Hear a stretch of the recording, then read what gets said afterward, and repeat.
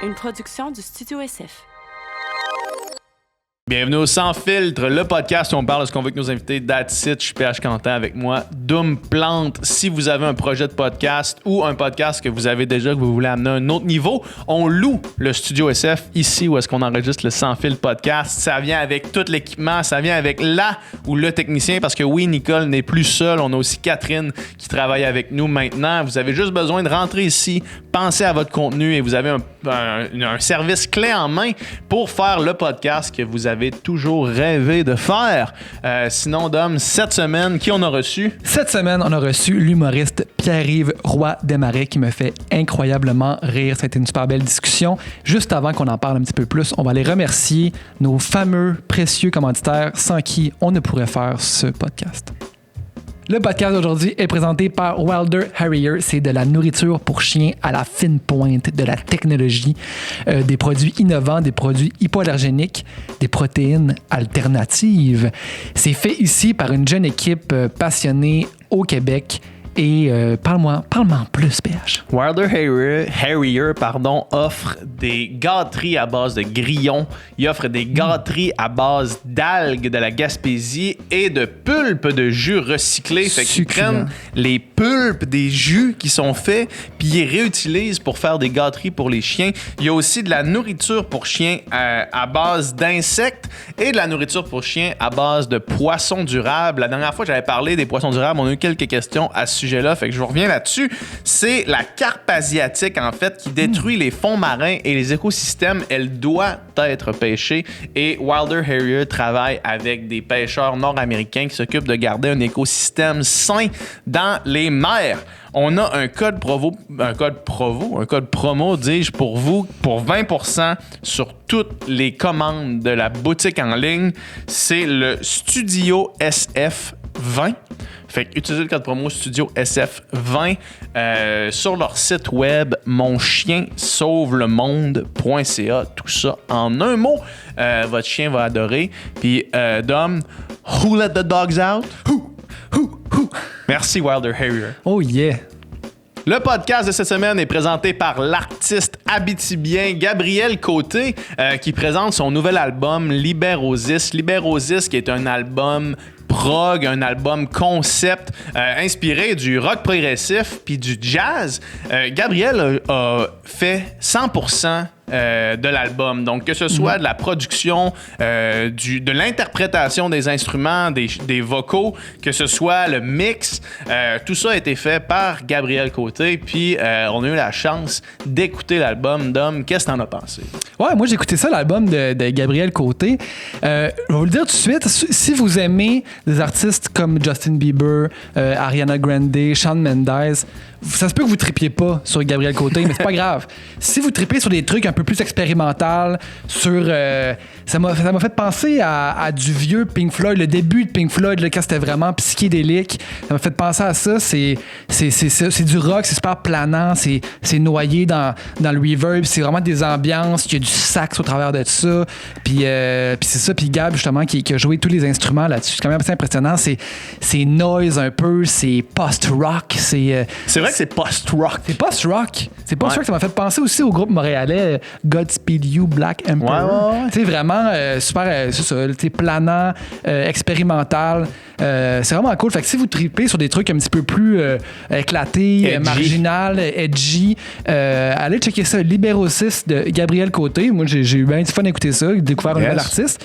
Puis, allez découvrir ça. Puis même si vous, dans le fond, vous tripez sur Justin Bieber et Ariana Grande, peut-être que vous allez encore plus trippé sur Gabriel Côté. Découvrir une nouvelle panoplie de musique. Une nouvelle musique que peut-être que vous ne saviez pas qu'il pouvait exister, mais qui c'est un crime.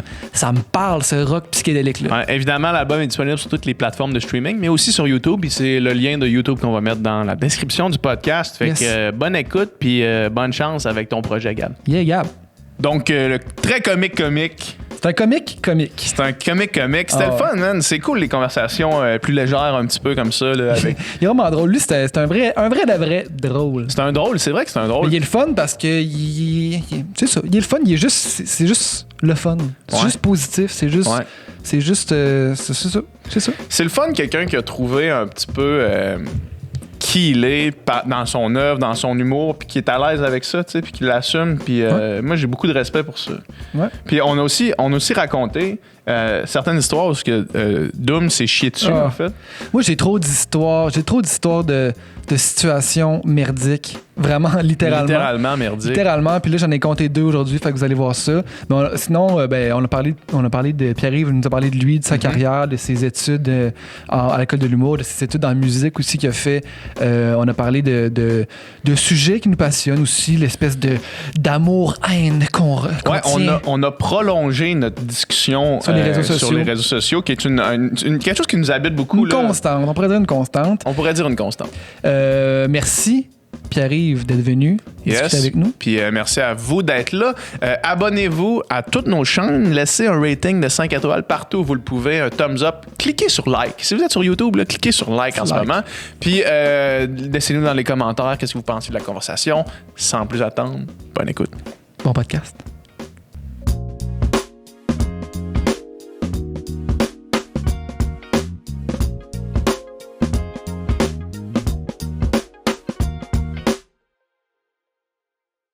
Ça roule, merci d'être là. C'est parti. On dirait que je réalise un rêve.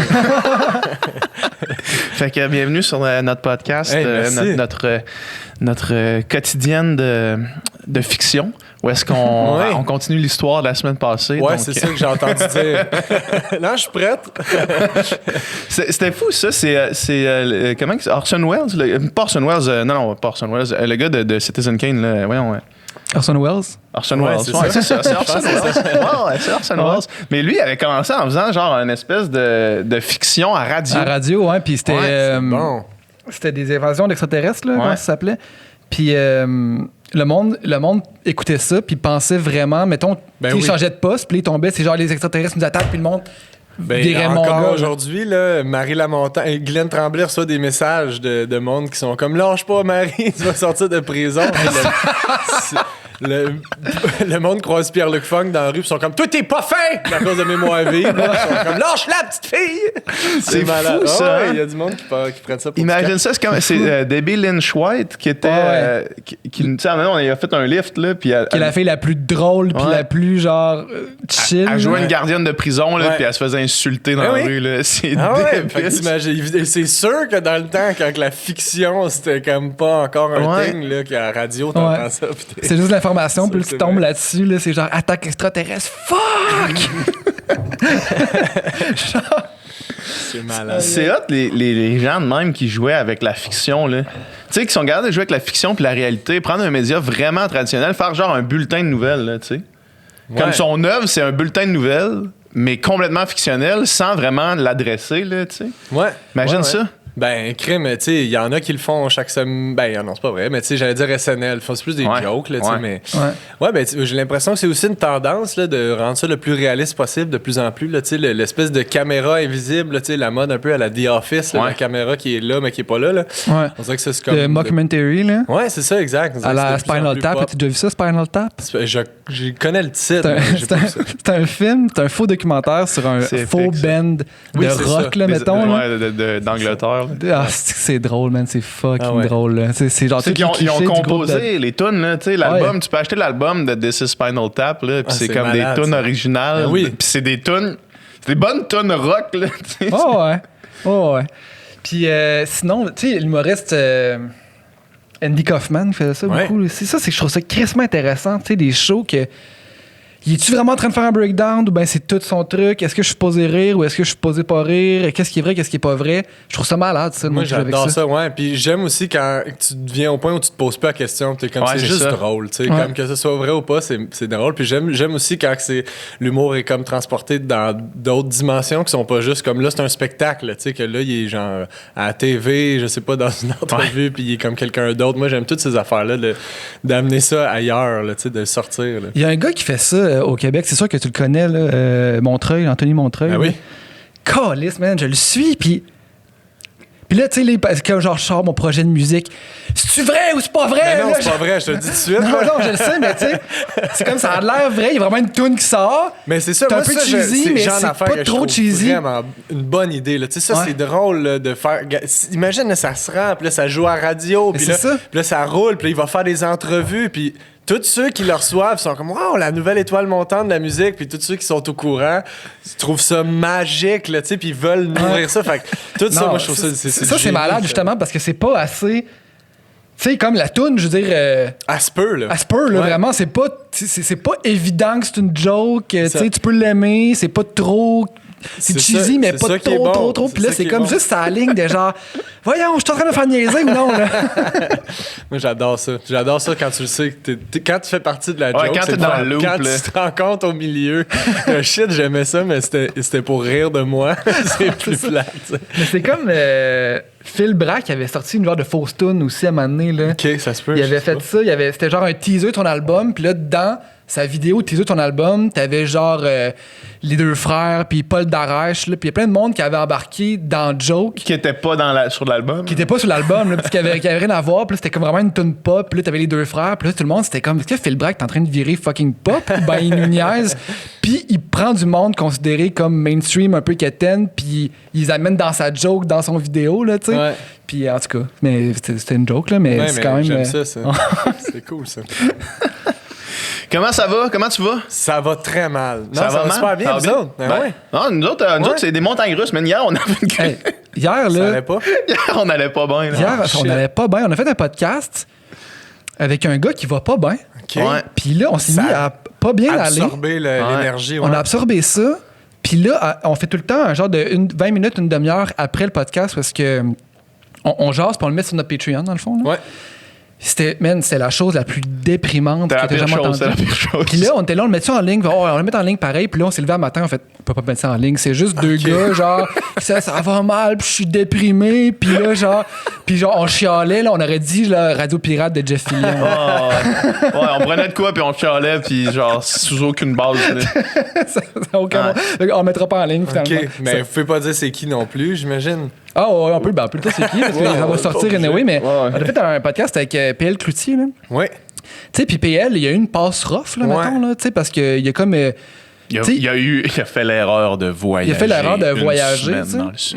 Avant que... quand c'était déconseillé, mais avant, mettons que... C'était déconseillé, mais le monde en parlait même pas. C'est ça, mais tu sais, c'était pas un débat de société, mettons. Ouais. Puis quand ça en est devenu un, puis quand les voyageurs sont devenus le bouc émissaire de tous les problèmes de notre société, lui, il s'est fait pointer du doigt, puis tu sais, je veux dire, évidemment, ça y est rentré dedans, là, puis là, il est encore un peu genre, je sais pas trop si je vais encore faire ça dans la vie, puis genre, je retourne aux études, mais j'aime pas vraiment ça, puis là, c'était comme... Pauvre gars. Il est vraiment pessimiste, là, sur, genre, son propre avenir, puis sur l'avenir en général, puis genre... Surtout que sur l'avenir des réseaux sociaux, où est-ce que lui existe, il a fait sa carrière sur les réseaux sociaux, puis là, quand les réseaux sociaux deviennent aussi tendu. Puis pas juste lui, là, je veux dire, en général, là, quand que tu t'investis dans quelque chose au complet, puis que ça fait des années que tu fais ça, puis que là, soudainement, faut que tu arrêtes, mais c'est pas ton choix. C'est terrible. Là, ça, là, peu importe c'est qui, là, c'est pas le fun. Là, non, exact. Non, clair, tout ce que le gars voulait faire, mais en plus, le gars, là, il voulait pas être controversé. Là, tout ce qu'il voulait faire, c'est divertir le monde, faire des sketchs, faire des trucs drôles, là, couper de la glu avec un couteau chaud. Là. Je suis déprimé, là, les gars. Arrêtez, on pourra pas le mettre en ligne. mais je pense que c'est une question vraiment, tu sais, puis on l'a, tu sais, hier, c'est le meilleur exemple, c'est comme dans une situation aussi tough que la pandémie actuelle, puis toi, on reviendra sur comment toi tu vis ça. Là, bientôt, on va arrêter de parler, puis on va te laisser parler. Ça sera pas long. Mais j'ai le feeling que c'est vraiment une question d'essayer de trouver le plus de positif, le plus de place possible avec les gens avec qui tu parles. Parce que sinon, c'est une spirale qui descend. Là. Comment tu vis ça, toi, la pandémie, puis où est-ce qu'on en est rendu maintenant? Là? Ben, écoute, ça dépend de ce qui se passe. Des dommages collatéraux. Il y a eu une passe plus dure. Là, ça va. C'est comme... ce que je trouve dommage en ce moment, c'est que mon bonheur là, dépend 100% de ce qui se passe dans ma vie. Tu sais, j'aimerais ça être capable d'être comme, tu sais, peu importe ce qui se passe, moi, je fonce. Tu sais, là, en ce moment, j'ai le moral tellement fragile que là, ça va super bien parce que le reste va bien. Tu sais, aussitôt qu'il y a des petites embûches ou des... Puis des embûches, il y en a quand même pas mal. Là. Ouais, c'est ça, mais il y en a des plus grosses, il y en a des plus petites. Fait que dépendamment des moments, c'est dur. Tu sais, c'est ça que je trouve plate, c'est que c'est dur d'avoir le moral béton. Tu sais, le moral est très fragile, tu sais, dépendant de tout ce qui m'entoure. T'as-tu réussi à rester créatif puis productif malgré la pandémie, mettons? Au début, oui.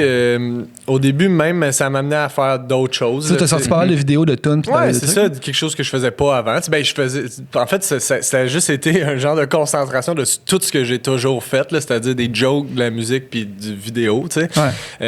Ça a été comme l'apogée de ça. Puis là, en ce moment, j'essaie de focusser sur mon spectacle là, qui va sortir quand on aura le droit de faire du spectacle, mais pour l'instant, j'essaie de focusser là-dessus, puis c'est difficile là, de se mettre en mode spectacle quand t'en fais pas pantoute. Là, ça a recommencé le 26, je sais pas quand ça sort votre truc, mais... ça va sortir autour de le 26 quoi? Le 26, la semaine passée, le 26 février. OK. T'as fait un show? Ouais, ça a rouvert en zone orange des salles de spectacle le 26. OK. Puis j'ai fait un show à Rivière-du-Loup en zone orange le 26. C'était vraiment le fun. C'était malade là, de retoucher à ça. Fait que toi, il était booké. Puis mettons... Puis la journée que ça a ouvert, il y a du monde qui ont acheté des billets, ils se sont présentés, puis... moi, ce que je fais, c'est que je loue des salles partout, tu sais, en ce moment, puis en espérant que ça soit zone orange le moment où le spectacle a lieu. Fait que là, on est tombé chanceux que ça a rouvert le 26. Ouais, mais on en avait d'autres avant qui ont tous été annulés. C'est juste ça a donné on avait un le 25 à Rimouski, tu sais, fait qu'on a juste fait l'autre. Fait que... toi, tu le sais, à 1h de l'après-midi, il faut que tu t'en ailles à Rimouski, c'est quand même... c'est ça. Quelqu'un de go! T'attends la conférence de presse, là. C'est comme tabarnak, tu vas-tu le dire, là? Non, il nous a donné un petit lousse, là, quand même. Il nous l'a dit d'avance, mais ouais, c'est ça. Fait que là, en ce moment, j'en ai d'autres là, de cet été, mais qui sont toutes en zone rouge pour l'instant. Fait qu'on espère, tu sais, éventuellement. Mais c'était comment? C'était malade, c'était vraiment le fun. Tout le monde portait des masques. Ça, c'est l'affaire qui m'a fait faire le plus le saut parce que cet automne, il y a eu quand même. En fait, cet automne, il y a eu des shows là, à 250 places max. Puis c'est comme une rangée sur 2 qui est vide. Puis les rangées où il y a du monde, il y a 3 sièges vides entre chaque groupe de personnes.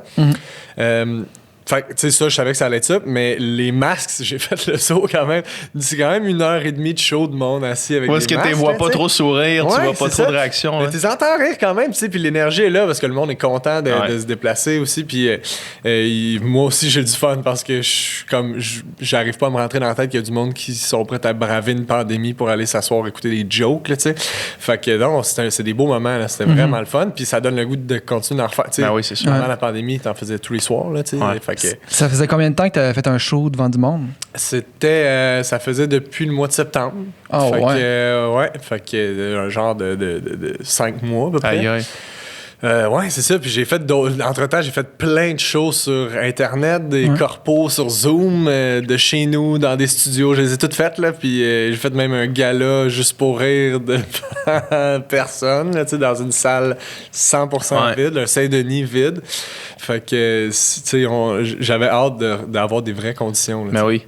Puis t'avais-tu une espèce de petite fébrilité? Parce que j'imagine que quand, mettons, tu fais des shows à chaque soir, à amener ça... Tu tombes un peu sur le pilote automatique. Là, mais là, t'avais-tu l'espèce de petite nervosité de revoir du monde? Oui, vraiment. Puis, tu sais, ce qui est drôle, c'est que dans faire des shows à chaque soir, la fébrilité arrête jamais. Parce qu'il y a toujours du nouveau monde devant qui tu vas jouer. Puis, tu veux leur offrir le meilleur spectacle. Tu veux pas être comme poche un soir. Puis, ça, c'est la première fois que ces 130 personnes-là m'ont vu. Je veux pas que ce soit cette impression-là. Fait que tu veux être vraiment bon à chaque soir. Mais sur Internet, au début... Tu sais, les premiers shows sur Zoom, j'étais vraiment fébrile. Tu étais chez vous, puis là, l'écran de l'ordi est fermé, puis là, t'es full stressé, tu repasses tes jours dans ta tête, puis là, tu veux que ça aille bien, puis là, tu fais mettons, c'était 15 minutes, là, c'est un show avec plein de monde. Puis là, le petit 15 minutes, t'as eu ta dose d'adrénaline.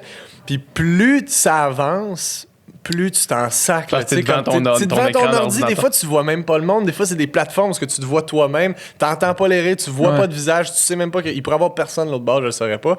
Fait que la nervosité puis l'espèce d'excitation de spectacle est plus là. T'es juste devant ton ordi. Puis t'es comme, bon, mais je suis en show dans 5 minutes. Puis là, bon, peut-être que je mets des pants, bois de l'eau. C'est quoi mes jokes, là? T'allumes ta caméra. Hey!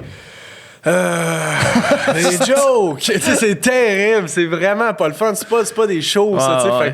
Fait que là, de retrouver la vraie. D'entendre le monde jaser avant le début du show, là, toute l'ambiance, tu sais, l'excitation était là, oui. Ouais. Puis ça a-tu bien été? Ça a très bien été. Ben, tu sais, j'étais rouillé. Ouais, c'est ça, parce que c'est un muscle là, qui se travaille. Là, ben oui, puis les jokes aussi, tu sais, il y a un rythme, il y a plein d'affaires, tu sais, qu'il faut que tu gardes.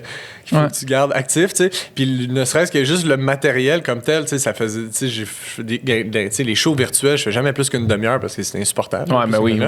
Fait que. Puis là, c'est 1h15, tu sais. Fait que 1h15 de jokes, c'est beaucoup de jokes. Ouais. Fait que essayer de se rappeler de ça, des fois, ça ralentit le rythme, puis t'essaies de t'en rappeler pendant que tu le fais. Fait que je me suis trouvé rouillé, mais j'ai eu du fun au bout, là, tu sais. Qu'est-ce qui se passe si vraiment, mettons, là, ça te revient pas, là, la joke, là?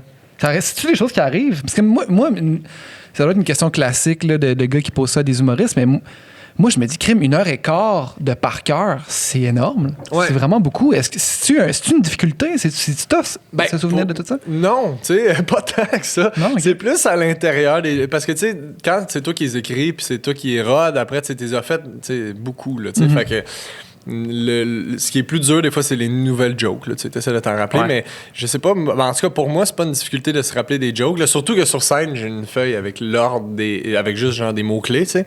Fait que je me rappelle de ce qu'il faut que je fasse là, tu sais. Puis quand t'oublies quelque chose, quand t'inverses des affaires, tu sais, pour l'instant c'est peut-être juste un luxe de rodage, mais tu sais je suis comme je niaise avec ça là, tu sais. On essaie des affaires, c'est pas grave là, tu sais. Fait que j'essaie de garder ça des contrats un peu pour. Puis toi, t'as quand même un background d'impro un peu. Là. Ouais. Fait que tu sais, si mettons à amener quelque chose qui se passe, ça te fait pas peur là. Non, c'est ça. Ben tu sais, si j'étais en personnage, j'imagine que ce serait plus compliqué là. Tu sais, si c'était une pièce de théâtre, ce serait plus dur d'improviser.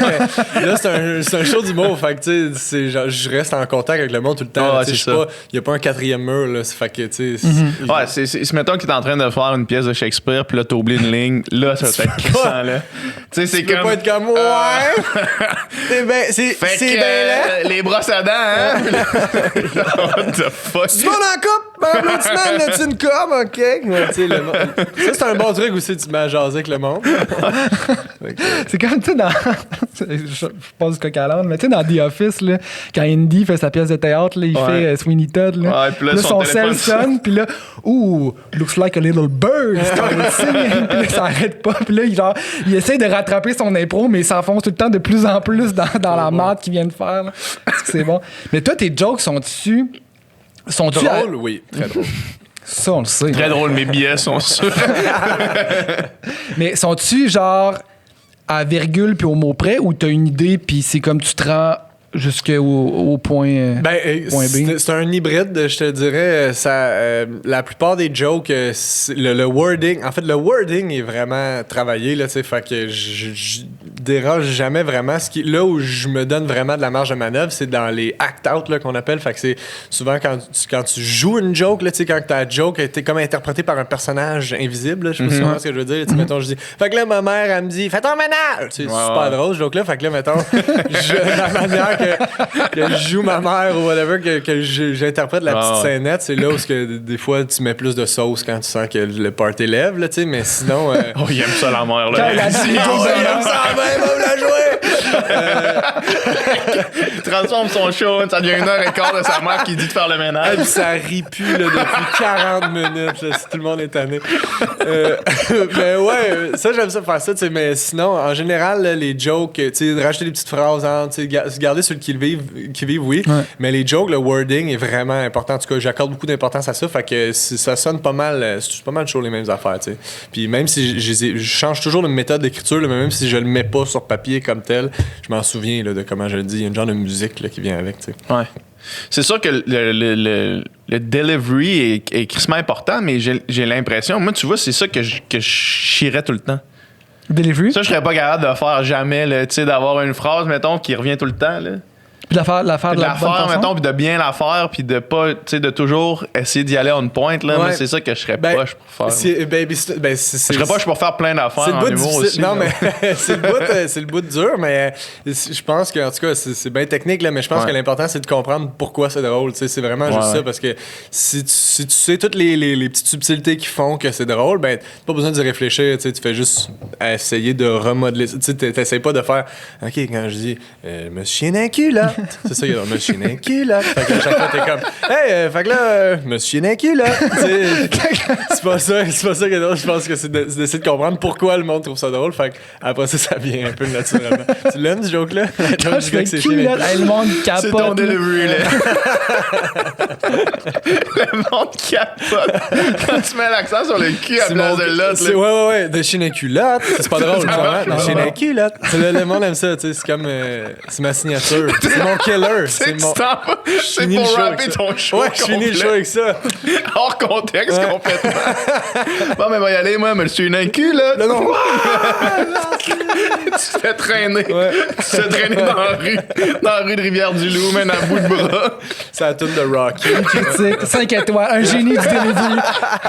Attendez le bout des culottes, c'est malade. Merci. Hugo Dumas. Oh, wow!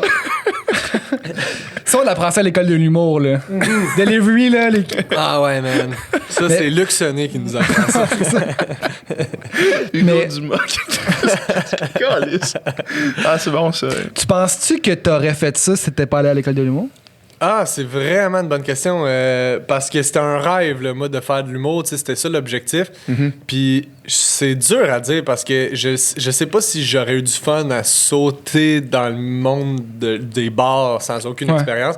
Tu sais, le 2 ans de l'école de l'humour, c'est vraiment... En tout cas, pour moi, ça a été super bénéfique parce que t'explores, tu sais. Puis j'ai toujours besoin de tâter le terrain avant de vraiment me sentir complètement en confiance. Fait que j'avais besoin de tout ça, de ce moment-là où t'es entouré de 15 amis qui ont le même objectif, qui ont le même âge à peu près, puis on développe une cohésion. Fait que là, c'est là qu'il y a une genre de confiance qui s'installe de là, j'essaie ça devant vous autres, mais je le ferai pas devant d'autres mondes. Fait que ce moment-là a été vraiment charnière pour moi, super important. Fait que c'est une bonne question. J'aurais-tu été capable? Je sais pas. Je pense que oui, tu sais, ultimement oui, parce que j'avais un objectif en tête, puis c'était ça, tu sais. Je le sais que je m'étais dit, si je suis pas pris, je vais faire des shows le plus possible dans les bars, puis tout ça. Fait que sûrement oui, mais est-ce que, en tout cas, c'est sûr que je le referais pas sans faire l'école de l'humour. Ça a été vraiment important. C'est quoi que ça a plus amélioré, mettons, dans ton art, faire l'école? C'est vraiment développer la confiance, puis aussi développer aussi... l'humain, je pense, sans joke, là. Tu sais, je pense que c'est même pas tant le niveau technique que vraiment développer. C'est vraiment important d'être tu sais, parce que l'humour, c'est tellement proche. La personne qui est sur scène est tellement proche de son personnage de scène. C'est super important. C'est comme, ça fait partie de... Tu sais, c'est pour ça qu'on se fait constamment dire de « Hey, j'aimerais ça, moi, faire de l'humour. » Parce que ça a l'air facile, parce que c'est comme naturel. Puis toi, t'es cave. Toi, t'es un cave. Tu sais, tous les gens, la proximité que les gens se sentent avec nous autres, tout ce qui se permet de nous dire, c'est parce que ils ont l'impression qu'on est un peu juste en train de jaser pendant une heure. Mais il y a beaucoup de travail. Fait que, tu sais, c'est ça l'espèce de défi. Fait qu'il faut aussi que ta personne soit assez mature, assez brillante, assez allumée, assez empathique pour parler de toutes sortes d'affaires sur scène, puis d'être pertinent, puis drôle, tu sais. Fait que de développer cet humain-là qui développe son empathie, qui écoute les autres, qui se pose des questions de ça quand j'agis de même. Tu sais, t'es tellement tout le temps avec le même monde que vient que tu te poses des questions sur toi-même. Puis surtout, j'ai remarqué, tu sais, surtout, j'ai l'impression que tout le monde vit la même genre de crise au début de la 2e année de OK, fait que là, bientôt, je vais sortir de l'école, fait que là, je vais être un peu dans le jungle, fait que faut que je sois capable de marcher debout tout seul, tu sais, fait que il y a beaucoup ça t'amène à faire beaucoup d'introspection, puis c'est ce travail-là, moi, qui a été vraiment, vraiment important. Tu sais, j'ai fait l'université pendant 1 an et demi, 2 ans, dans le fond, l'équivalent de 2 ans. Puis je suis rentré à l'école de l'humour, puis j'aurais pu, tu sais, dès le cégep, aller à l'école de l'humour. Moi, j'étais pas là personnellement dans ma vie. Il y en a qui l'ont fait dans ma cohorte, et il y en a qui sont rentrés plus vieux, puis je l'aurais pas fait différemment. J'aurais pas été plus jeune, tu sais. Plus jeune, j'aurais pas été assez mature pour vraiment le vivre, puis comme vraiment être un bon humoriste, en fait. Ouais. Moi, j'avais besoin de mûrir un peu plus, tu sais. C'est vraiment intéressant. Moi, je m'étais passé une réflexion quand... Moi, j'ai fait mon parcours en littérature à l'université. Puis, Puis, parallèlement à ça, je faisais de la natation. Fait que, tu sais, entre l'école puis le sport, mettons, j'avais pas beaucoup de temps de vivre, là, tu sais, de faire autre chose, tu sais. Puis quand je suis arrivé à la fin de mon parcours, j'avais comme la misère à me dire, OK, là, j'ai des outils, mais sur quoi j'écris?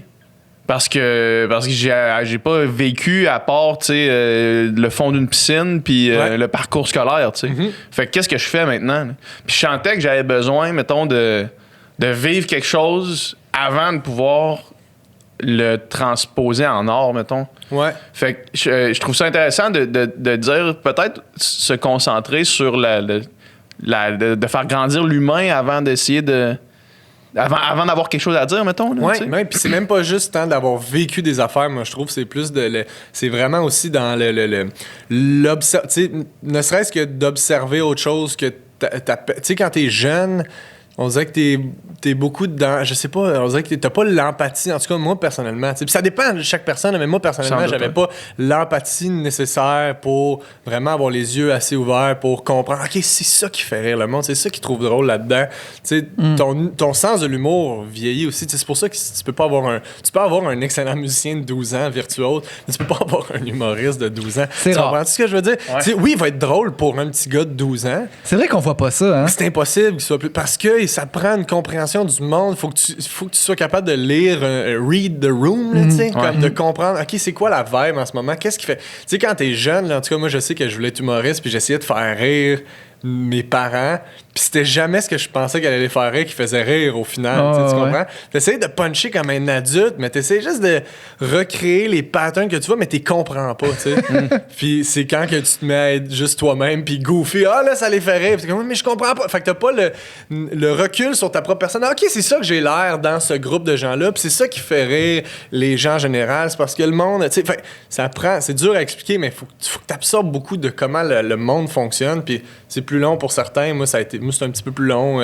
Il y en a qui ont une maturité plus hâtive. Là, je pense pas que j'étais immature, mais je pense que j'avais besoin de mûrir ça, de faire mûrir cette affaire-là. Puis tu parles de fond de piscine, mais c'est une affaire intéressante aussi. Il y a personne qui a eu ce parcours-là non plus. Ça, c'est l'autre affaire qu'après ça, tu réalises. Mais peut-être que c'est dans l'œil ou dans mon œil à moi, étant donné que c'est trop dans mon quotidien, il n'y a pas grand-chose à faire avec ça. Je sais pas si ça fait du sens. Là. Ouais, non, je comprends. C'est quand tu le vis tous les jours, day in, day out, c'est comme tu te dis, ouais, OK. Puis, mais, mettons, Pascal, ton frère, là, il a fait un film qui s'appelle Nadia Butterfly, qui a été choisi à Cannes dernièrement. Puis, tu sais, Pascal, dans le fond, il y avait un peu ce que je raconte là de dire, ben là, Chris, moi, tout ce que j'ai fait dans ma vie, c'est du sport puis de l'école de cinéma. Mais ce qu'il a fait, c'est un film sur la natation.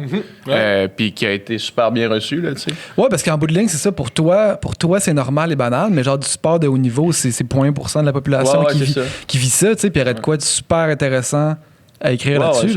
Absolument. Ben oui, puis tu sais, je pense que, tu sais... on a beaucoup d'affaires dans nous aussi, puis le monde autour de nous est assez riche pour être capable de parler de toutes sortes d'affaires autour. Je pense qu'on n'est pas obligé d'aller faire un safari où tu passes proche de mourir pour avoir une anecdote à raconter sur scène. Comme, non, mais parce que des fois, tu te poses la question aussi en tant qu'humoriste. Tu écoutes des humoristes raconter « Hey, je me suis ramassé dans une limousine avec Pierre Curzi, on était sous, puis il y avait des danseurs. » Puis t'es comme « Hey, j'ai pas ça, des anecdotes de même, moi, mais c'est pas grave. » T'as pas besoin de ça. Tout ce que j'ai, c'est la fois où je me suis chié les culottes. J'ai juste besoin de ça. T'as juste besoin de te chier les culottes une fois. Mais de le dire la bonne façon. C'est ça la leçon. C'est ça mon message pour les jeunes. Les jeunes qui nous écoutent. Chier les culottes une fois. Trouver comment le dire. C'est juste ça. Moi, en plus, mes seules histoires, c'est des histoires que je me suis chié dans les culottes. Les seules histoires drôles que j'ai. T'en as pour vrai? Ah, j'en ai plusieurs. Moi, j'ai pas d'anecdote dans la vie, puis je rêve d'une anecdote où je me serais chié dans les culottes. C'est de l'art. Plusieurs. Tu fais-tu un petit peu de course à pied? Pas tant, non. Ok, parce que. Ma casquette est trompeuse. Ouais, ta casquette est trompeuse, c'est ça. Mais, Mais des anecdotes ce que j'allais de gars dire- qui font des marathons qui se chinent là. Ben non, mais n'importe qui s'entraîne, mettons, qui fait des longues sorties, là, t'en as une ou deux. Là. Ouais, c'est ça. Fait que mettons que tu cherches activement là, à voir ces anecdotes. Faudrait que je me mette à courir, ça, tu veux dire. Moi, j'en Mais ai c'est quoi? Vas-y, Moi, j'en raconte-en ai une de course. S'il te plaît. J'en ai une de course. S'il te plaît, genre, il faut finir toutes les anecdotes par je me suis une culotte. Ah oui, culotte. J'ai l'histoire de chier dans une culotte de cours, des histoires de chier dans une culotte de voyage. J'ai toutes sortes de types d'histoires de. Donne-nous des titres, on va en choisir une. Non, mais. Ah ouais, je vais te dire- donne un titre, puis on va en choisir un. Ouais. Donne-leur des noms. Ouais. Ou l'endroit. Donne-nous juste l'endroit, puis on Ok. veut savoir comment c'est Ok, rendu là. le nom, première histoire, elle que je m'en allais compter, ça serait Petite course en amoureux. OK, parfait. J'adore. Ouais, petit tout, elle est bonne celle-là. J'aurais l'histoire Petite course. complètement gelée en République dominicaine. OK, parfait. Le titre en dit beaucoup. En dit long, hein. J'aurais Lever de soleil sur la. Lever de soleil sur San Francisco. Lever soleil à San Francisco. C'est vrai? Oui. Voyons J'aurais donc, t'es là. survie en forêt à Rimouski. Ah, wow! Je veux celle-là! J'ai jamais compté. Hein. Non, moi, celle-là, je l'ai jamais entendue. J'ai jamais je compté, veux. mais ça va-tu être drôle? Peut-être qu'on a Mais créé trop voyons, de tu hype. chies autant souvent les culottes. Souvent. OK, continue. Vas-y. Souvent. Vas-y. Souvent. Mais celle-là, j'y ai repensé hier, puis je me suis dit, j'ai jamais compté ça à personne dans ma Je vie. pense activement. Je pense que je l'ai jamais dit. C'est jamais sorti de ma bouche, cette histoire. Vas-y. Fait qu'elle est pas rodée. Elle est loin T'en d'être prie, rodée. Vas-y. Mais à chaque été, quand j'étais jeune, j'allais une semaine chez mon parrain, ma marraine, à Rimouski, Ouais. faire un camp avec mon cousin. On a eu une camp? semaine. Ouais, ok. On a fait un camp d'équitation, Ouais. on a fait un camp de ci, de ça, puis on a fait un camp de survie. Puis la dernière journée, on allait sur une île. Ouais. L'île, il y a une île à Rimouski, là. l'autre L'île bord. de Rimouski, Ouais. ouais. On allait là, puis on faisait, tu sais, on dormait là, en forêt, puis tout, tu sais. Ouais. Puis la deuxième journée, on faisait à la marche le tour de l'île, tu sais. Puis là, moi, je devais avoir, je sais pas, 10 ans, là, tu sais. Puis j'étais vraiment gêné, j'étais vraiment très gêné. Puis j'osais pas dire des choses comme j'ai envie de caca, mettons, Ouais, là, tu sais. ouais, Je trouvais c'est ça gênant. trop Rien de gênant. plus gênant. Super gênant. Mais mon histoire, elle aura pas de punch, là, je le dis tout de suite. Ben, on là. le sait, c'est tu t'es chié des culottes. C'est ça, Je me suis dans le cul, là. le ça. Mais finalement, j'ai juste comme passé tout le. On commence la marche, puis là, j'étais là, oh non, j'ai envie. Mais là, il n'y a pas de toilette, là. Puis là, je savais que le moniteur, puis les autres petits enfants, puis là, j'osais pas dire. Couvert de honte. là. J'osais pas dire que j'avais envie. Couvert de merde. Puis là, je marche, puis là, j'essaie de marcher, les fesses serrées, pas que ça sorte, puis tout, puis à un moment donné, Hey, man. man, ça, là. Quand t'es rendu à serrer les fesses pour pas que ça sorte. Puis à un ça moment donné, man, là, ça se met à Ben sortir. oui, j'imagine. Puis là, j'en ai dans une culotte, là. T'es Puis là, Qu'est-ce que t'as fait? Puis quand tu chies, C'est ça tu qu'on veut pisses. savoir. Hein? T'as Je juste continué? je n'ai rien dit. The soldier. Puis C'était à la moitié. C'était genre à la moitié de la marche. Là. Fait que là, il restait même tout le reste de la marche de l'île. Puis là, moi, je marchais bien beurré. Puis là, tout le monde, genre. Oh, man. Tout le monde était là, avait du fun. Moi, j'avais aucun fun. Ben, Puis là, on revient. top 10 des choses que tu veux jamais dire. Ben beurré. là. Fait que là, J'étais ben on beurré. était allé sur l'île en Zodiac. Ouais. Fait que là, on revient en Zodiac. Fait que là, je m'assois sur le. Ah, voyons, là! C'est le moment où tu le dis, là! Je m'assois sur le bord du Zodiac. Faut que t'en parles. Ah, si, bon! Là, le petit gars à côté de moi, ah, ça sent vraiment à merde, tu sais, ça sent vraiment à merde. Puis là, j'étais là, je disais rien. Je dis rien. Puis là, finalement, on arrive. Je retourne chez mon parrain, ma marraine, tu sais. Puis on est juste rentré dans le cadre de porte. Puis mon parrain, il fait, hey, vous avez eu une grosse journée. Pourriez prendre votre douche tout de suite aujourd'hui. Comment lui, son nez aussi, il avait pas je sais menti. Puis il a pas. dit, il y en a un qui a besoin d'une douche. Dans la gang, c'est shit. J'aime que c'est. J'avais 10 ans, puis je me suis chié dessus dans un camp, mais que le titre c'était Survie en forêt à Rimouski. Survie en forêt.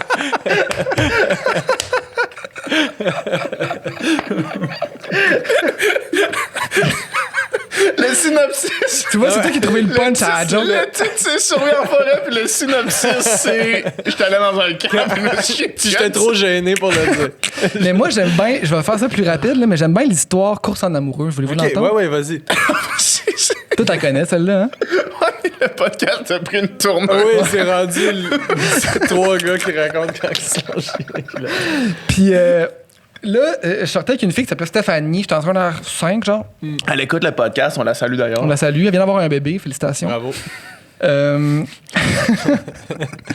Puis là, elle l'a jamais su, ça d'ailleurs. Fait que peut-être qu'elle va l'apprendre. Ben voyons, tu le dis jamais, toi, quand tu... Je suis trop gêné. Ben voyons. OK, continue, vas-y.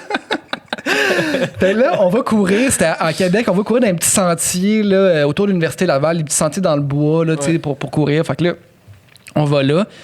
Puis pour vrai, à la course, quand ça te pogne, là, c'est comme si le mouvement, ça fait descendre tout ça. Puis à un moment donné, quand là, ça te pogne, là, soit t'arrêtes automatiquement puis tu marches ou soit tu chies. Oh non, c'est ça. Okay, il n'y a rien, y a rien à faire. C'est fait. Là. Ils se laissent aller, parfait. Il n'y a rien à faire. Fait que là, j'essaie de le toffer. Je le toffé encore une fois. Puis là, à un moment donné, j'étais là, non. Faut jamais que tu le toffes, man. C'est Là, ça, non, mais c'est la morale de C'est ça la l'histoire. leçon, ouais. Là, si je fais un pas de plus, là, genre, je me chie dessus, puis j'ai déjà vécu ça. Et c'était pas En le fun. survie en forêt. Survie en J'ai forêt. failli pas survivre. Puis, fait que là, je trouve un plan. Fait que là, j'ai dit, hey, arrête, là, on arrête, tu sais. On fait un jeu. Fait OK, quoi? Voyons, non, OK. J'avais OK, quoi? Je fais, on fait un tour plus rapide. C'est un défi. Le premier qui se chie les culottes. J'ai gagné! J'ai dit, Il fait juste prendre une pause. C'est moi! T'as dit ça ton truc? c'est juste, on joue à Je gagne, là, comme dans le film avec Adam Sandler, le drôle de père, là. Ah, non, je sais On joue à Je gagne. Le petit gars, bon, bref. Puis, fait que là, je fais, OK, on fait un jeu. Moi, je courais un peu plus vite qu'elle. Fait on fait un tour. On fait un tour rapide. T'es à ça de te chier dans Ouais, les culottes. c'est ça. Tu peux pas t'empêcher de te vanter. Puis là, je te donne un 30 secondes d'avance. Tu pars vite, puis on voit si avant la fin du tour, je peux te rattraper, tu sais, puis on voit qui arrive en premier. Fait qu'elle fait OK. Fait que là, 1, 2, 3, go, là, elle part à courir, baisse mes culottes, va dans le bois, je pogne 2, 3 feuilles, je m'essuie, je pars à la course. Je l'ai rattrapé. En 30 secondes. J'ai gagné! En 30 secondes? Ah, en 30 secondes. Tu devais pas être bien. Je devais pas être parfaitement. Tu voulais gagner ta Il a course. pris des feuilles. Il voulait gagner sa course. Non, je serais pas allé. Ne vanterais pas trop d'avoir eu le temps de la rattraper. Bonne Bon, anecdote. fait que ça, il y en a les autres pour un autre Ouais, un prochain autre fois. épisode. Un prochain Mais épisode. toi, tu dis que t'as pas d'anecdote en général ou t'as. Non, ben j'en ai. Mais t'es pas Mais l'humoriste d'anecdotes, là. Non, vraiment pas. J'aimerais ça être genre, je suis le gars qui se lance dans des situations, là, mais pas tant. Sitcom, là. Ouais, j'en ai pas tant, tu sais, comme quand je sens le danger, souvent je m'éloigne, là. C'est ça. Je rentre pas dedans en me disant ça va être un bon bit sur scène, là, tu sais. Mais moi, c'est pas mon style, mettons, d'humour préféré, vraiment, tu sais, les humoristes, que c'est vraiment ceux qui font, mais quelque chose qui m'impressionne dans des gars comme Michel Barrette, de pouvoir faire des shows après show après show d'anecdotes, des shows de 3 heures. Je peux pas croire que c'est pas un menteur, ce gars. C'est un mythomane. Ça se peut. Rendu là. Il les a tout inventés, c'est ça. Ça se pourrait. Il y a tellement d'anecdotes, puis Ben genre, tu sais, je l'écoutais sous écoute, puis il disait, mes enfants sont plus capables, genre, tu sais, il est de même, mettons, à Noël, il va compter ses anecdotes, le gars. C'est le fun, compte moi je trouve tout ça, le temps nice, ses ça, anecdotes. tu sais. Oui, c'est malade. Ouais, mais j'en C'est ai pas tant. Tu sais, j'en ai. Souvent, c'est plus des affaires que je me rappelle. Ah oui, c'est vrai, j'ai vécu ça. Puis là, tu essaies de trouver une twist comique. Tu sais, c'est pas tant comme, hey, il m'est arrivé telle affaire, faut que je le prenne en note, c'est trop drôle. Tu sais, c'est jamais ça, tu sais. Ouais. Fait que, mais je sais, c'est ça. C'est un peu plus ça. Là. Quand j'ai des bouts d'anecdotes, c'est plus des histoires que j'ai trouvé une manière de trouver un angle pour le rendre drôle. Si t'avais à définir là, ton style d'humour, là, comment tu le définirais? Là? question-là. Quelle étiquette tu Je mettrais? sais pas, tu sais, je dis aller sur YouTube puis checker ça, ouais. checker. Ouais, je sais pas. Mais ça l'a-tu? Parce que j'imagine que quand tu vas à l'école de l'humour, t'apprends les différents styles, là, puis j'imagine que Non. t'apprends ça. Non? Non. On te laisse plutôt te découvrir toi-même. Tu sais, Ok. c'est plus ça, là. C'est plus un genre de chemin que tu dois faire toi-même. Puis on essaie de pas mettre d'étiquette non plus. Tu sais, tout le monde a un brin de... Tu sais, c'est un spectre, là, moi, je pense. Là, tu sais, tout le monde a un brin d'absurde, tout le monde a une manière de puncher. C'est plus ça, moi, je pense. Tu sais, il y a une manière d'interpréter. Tu sais, il y en a qui vont trouver ça plus space, il y en a qui vont trouver ça plus terre à terre. Tu sais, ça dépend de tes goûts aussi, là, tu sais. Si t'es habitué, justement, d'écouter Anthony Montreuil, moi, je suis le gars le plus straight au monde quand t'écoutes ça après. Ouais. Mais si t'écoutes juste, je sais pas, Philippe Bande, du monde qui compte, justement, des années après ça, tu vas me voir, hey, c'est pété, tu sais.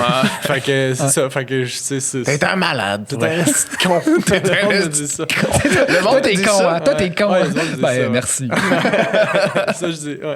Ça me fait rire des fois. Tu sais, mettons, Mike, il compte souvent dans son podcast que, tu sais, du monde, ils vont lui dire vraiment des affaires méchantes, vraiment directes, là, tu sais, ou même, tu sais, monde qui font... Ils pensent que c'est drôle. Les hecklers dans des shows qui vont dire des affaires vraiment... Puis, tu sais, j'ai l'impression que, vu que, mettons, Mike, son style d'humour, des fois, se mettons sur sous-écoute, tu sais, il se taquine, là, tu sais, puis il s'envoie des... Puis là, que le public se sent qu'il a le droit de dire des affaires carrément méchantes sous le prétexte que c'est drôle. Il y a beaucoup de jeunes humoristes qui idolâtrent Mike puis qui veulent faire du Mike, mais qui comprennent pas c'est quoi du Mike Ward. Fait qu'ils font juste rentrer sur scène puis dire des mots vulgaires puis envoyer chier le monde. Mais c'est pas ça qu'il fait. Mais ça donne l'impression que c'est ça. Puis c'est tellement... Des fois, c'est trash. Fait que là, le monde se dit « Ah yes, il aime ça quand c'est trash. Hey, fuck you, Ward! » Puis il est comme « Bon, je vais faire mon épicerie. » Il est dans le couloir en train d'acheter du Beyond Meat. Hey, fuck you, Mike! Non. Il est avec sa blonde, là, tu sais, bien relax. Là. On a reçu une couple de semaines, je suis encore de ce sujet complètement, mais en fait pas vraiment, mais on a reçu une couple de semaines Mélanie Ménard, là, puis elle disait que peut-être l'école, mettons, créer un genre de moule. T'as-tu l'impression que ça fait ça ou ça fait l'inverse? As-tu fait de l'école, Mélanie Ménard? Non, justement, moi, ça, c'est le monde qui ne vont pas à l'école. Ben ouais, souvent c'est le monde. Mais pour vrai, c'est ça. Non, pas du tout. Je pense que les premiers cours, on t'apprend beaucoup. On essaie de théoriser l'humour. Il y a beaucoup de ça. On t'apprend justement les formules de jokes. Je pense que ça, c'est quand même des affaires qui sont importantes à comprendre.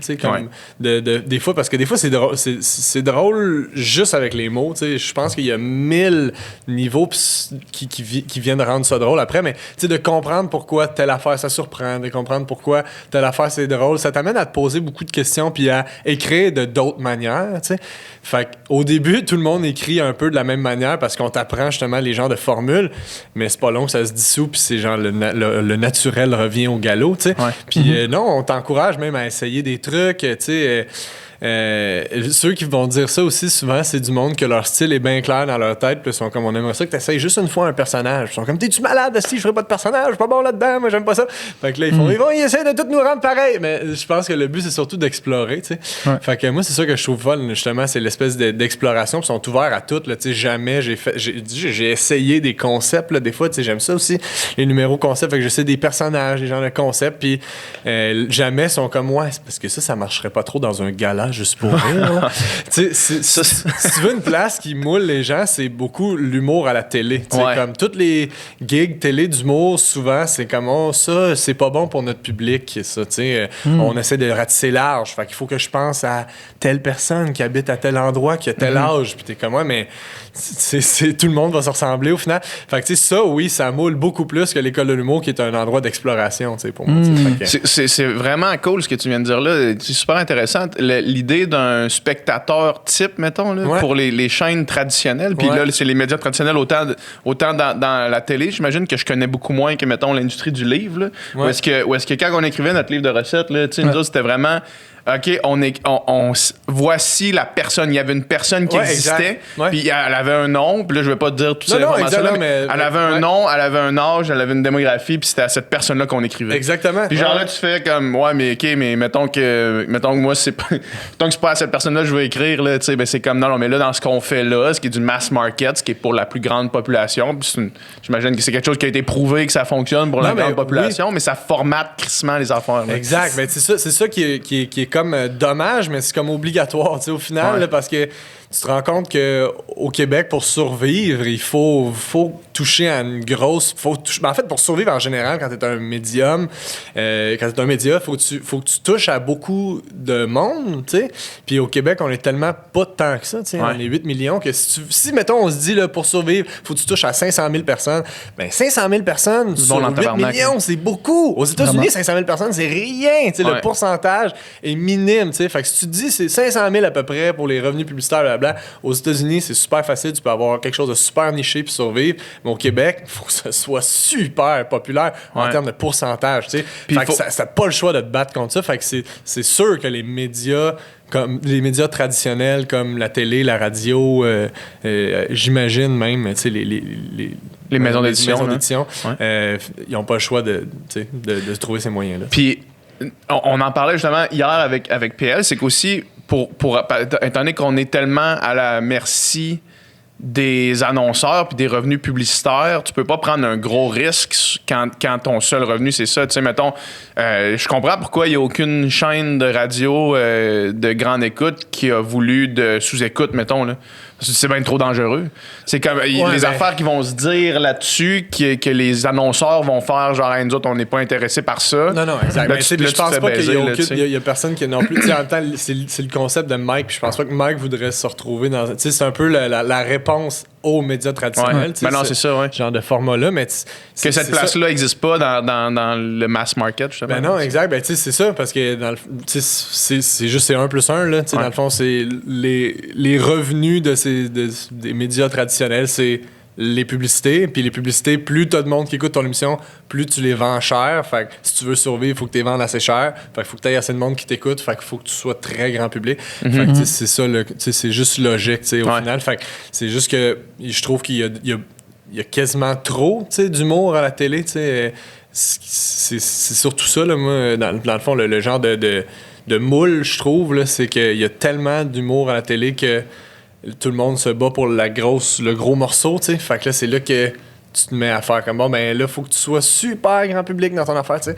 Fait que je trouve que ça se prête mal à l'humour qui est supposé être un genre de liberté, puis tu sais, l'univers humoristique sur la scène au Québec est vraiment plus vaste que le portrait qui est dressé à la télé. T'sais.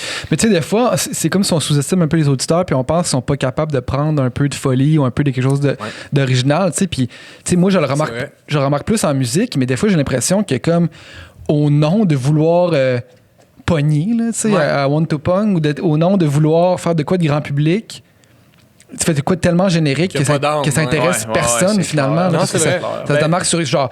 La personne, elle chante super bien, tu sais, la tune est bien construite, mais genre, il y a tellement rien d'original là que finalement, ça n'intéresse personne. Ça a déjà été entendu tellement de fois. Ben oui, exact. Non, c'est vrai. I guess en humour, ça existe aussi. Ben c'est sûr, tu sais. Puis, ouais, effectivement. C'est le combat d'une vie aussi, là, de se dire, tu veux agrandir ton public, mais tu veux pas te dénaturer, tu sais, il y a tout ça. C'est quoi qui a changé avec le fait que les gens maintenant peuvent.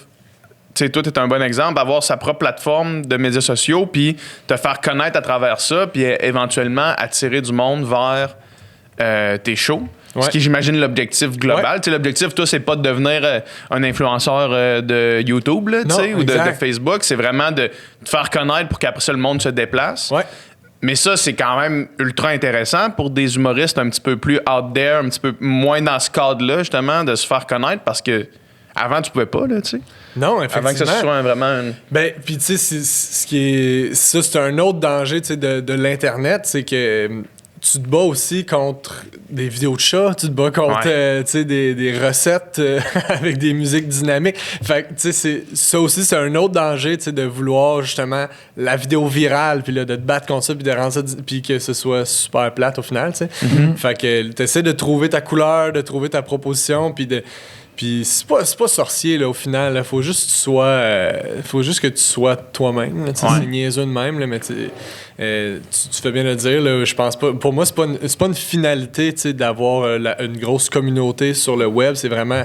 Je m'en cache pas. C'est d'amener le monde vers des shows. Ouais, c'est ça, exact. Fait que j'aime ça, sentir que les gens me découvrent et qu'ils ont envie de venir me voir en show. Moi, c'est ce qui me fait le plus plaisir. C'est ça l'objectif, effectivement. Ce que je trouve le fun avec justement ton art, ta démarche, c'est que, tu sais, mettons, tandis que tu parlais, avec l'école de l'humour, c'est de t'apprendre des outils qu'après ça, tu vas apprendre à te connaître toi-même, puis tu vas utiliser, puis qui vont te servir dans ta carrière. Mais tu sais, il y a une autre chose, on en parlait avant de commencer, une autre chose que tu as faite, puis qui nous unit, c'est que tu as étudié en musique. Ça nous unit. Non, mais tu as étudié en musique aussi, tu as étudié en guitare pop jazz, là, au cégep, là, exactement comme moi j'ai fait. Puis genre, tu m'en parlais, t'étais pas le plus motivé, ni le meilleur là-dedans, mais t'as quand même, mettons... Puis tu sais, c'est la même chose en musique. Souvent, moi, quand j'étudiais, beaucoup de monde qui disait, genre, des gens qui trippent sur un style de musique en particulier, genre, je sais pas, le métal, ou bien qui trippent sur quelque chose, puis que là, ils ont l'impression que l'école veut les changer, là, ou bien, du monde qui arrive avec une façon de chanter vraiment particulière, puis là, les profs essaient de défaire ces patterns, puis ils sont comme non, parce que c'est ça ma couleur, nanana. Puis moi dans ce temps-là, j'étais juste genre, hey, genre, pratique, puis ferme ta gueule, tu sais. Puis après ça, les outils que tu apprendras, tu feras la musique, tu créeras la musique que tu veux, mais ça va te servir. Mais toi, ce que je trouve le fun, c'est que, mettons, ce bagage-là, qui aurait pu être finalement 2 années de ta vie que tu as fait de quoi, puis finalement, c'était pas ça que tu voulais faire, mais tu l'as récupéré pour faire ce que tu fais aujourd'hui. Puis c'est ça qui fait que, tu sais, c'est vraiment ces études-là en musique, t'es pas devenu Jimi Hendrix, mais... Ben, quasiment, mais ouais. Pas loin, là. Presque. Mais t'as fait, OK, comment je peux utiliser ça aujourd'hui? Ben, c'est pas tant calculé, tu sais. Non, mais tu sais... Mais tu l'as fait, puis ça te démarque. Le fait d'avoir fait ça, ça te démarque de d'autres qui ne pourraient pas le faire, tu sais. Ouais, puis la musique a toujours fait partie de ma vie. Tu sais, moi, ce que j'aimais, c'était composer, tu sais. En ce moment, ça me fait toujours rire quand je dis ça, parce que je sais qu'il y a du monde qui entendent mes tunes, qui ont juste entendu mes tunes sur Internet, puis qui sont comme, c'est pas de la composition. C'est ça, composer. Pas un grand compositeur. C'est vrai. C'est pas le Mozart de notre ère, là. C'est toujours les mêmes 3 accords à peu près, puis un petit beat là, que je me fais, mais je compose des vraies tunes aussi, là, puis mais ça a toujours fait partie de ma vie. Ben, toujours fait, depuis que je fais de la musique, ça fait partie de ma vie. Ouais.